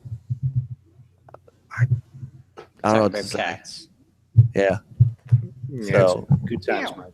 It is, and you guys are great friends, and I'm blessed to have you. So, as you can see, make sure you are following us on Twitter, and I have my Twitter there. Jason's Twitter is in his overlay, and of course, you can also catch that on the description. Make sure you are checking us out on Twitch, as we are. I know we've had a little lapse in our Twitch coverage, but that is going to be ramping back up. And of course, this is like a drunk test. Follow my finger. And Madzu is now molesting his cat, as Super Cooper says. And please like and subscribe. We do love to have subscribers. The more subscribers we have, the more stuff we're going to be able to cover. What can I say? There are, we're driven by subs, and that's what catches the eye of bigger developers, bigger publishers. And if you want us to have faster coverage of Final Fantasy games, if you would like us to have faster coverage of Microsoft games, of Sony games, share our content. Yes, make sure people are seeing our stuff. Make sure people are seeing these two gentlemen's great videos. Hit that sub button. Hit that like button. Make sure you help us out, and we'll bring you as much coverage as we can. All right. Everybody, as always, have a great week. We will see you here. We'll see about next Sunday. I mean, we're getting on the holiday season, and we'll see how we're doing game wise and news wise. If there's not a whole lot of news going next week, then maybe we'll do a play session. Maybe we'll get some of these great people in the chat room to come and game with us for a night or something like that, and maybe we'll record that and have a big giant fan podcast while we're playing games and stuff. So we'll see. And then as the holidays come about, we'll take a couple weeks off for the holidays and then come back strong with the Wanies. the Wani Awards. The Wanies. And we'll have a good time with that. So, gentlemen, thanks so much once again. This podcast wouldn't be the same without you guys. Thank you for having us back. I don't know what I'd do without the two of you, and of course Juan and Frankie. And I just, seriously, I don't know where Next Level Gaming would be without you guys. So, Mine, you're not doing this whole 25-minute love letter thing. Come on. No. Now, I tried to, but you said to me, Mike, I can't have this blood on my hands. Yeah, that's it. All right, exactly. Everybody in the chat room, have a great night and a great week. Good night, everybody. Everybody out there, have a wonderful week. We'll see you here possibly next Sunday at 9 if we have a podcast. If not, we'll do a fan thing. Everybody have a great time. Make it a gaming week. Play on, gamers. Peace.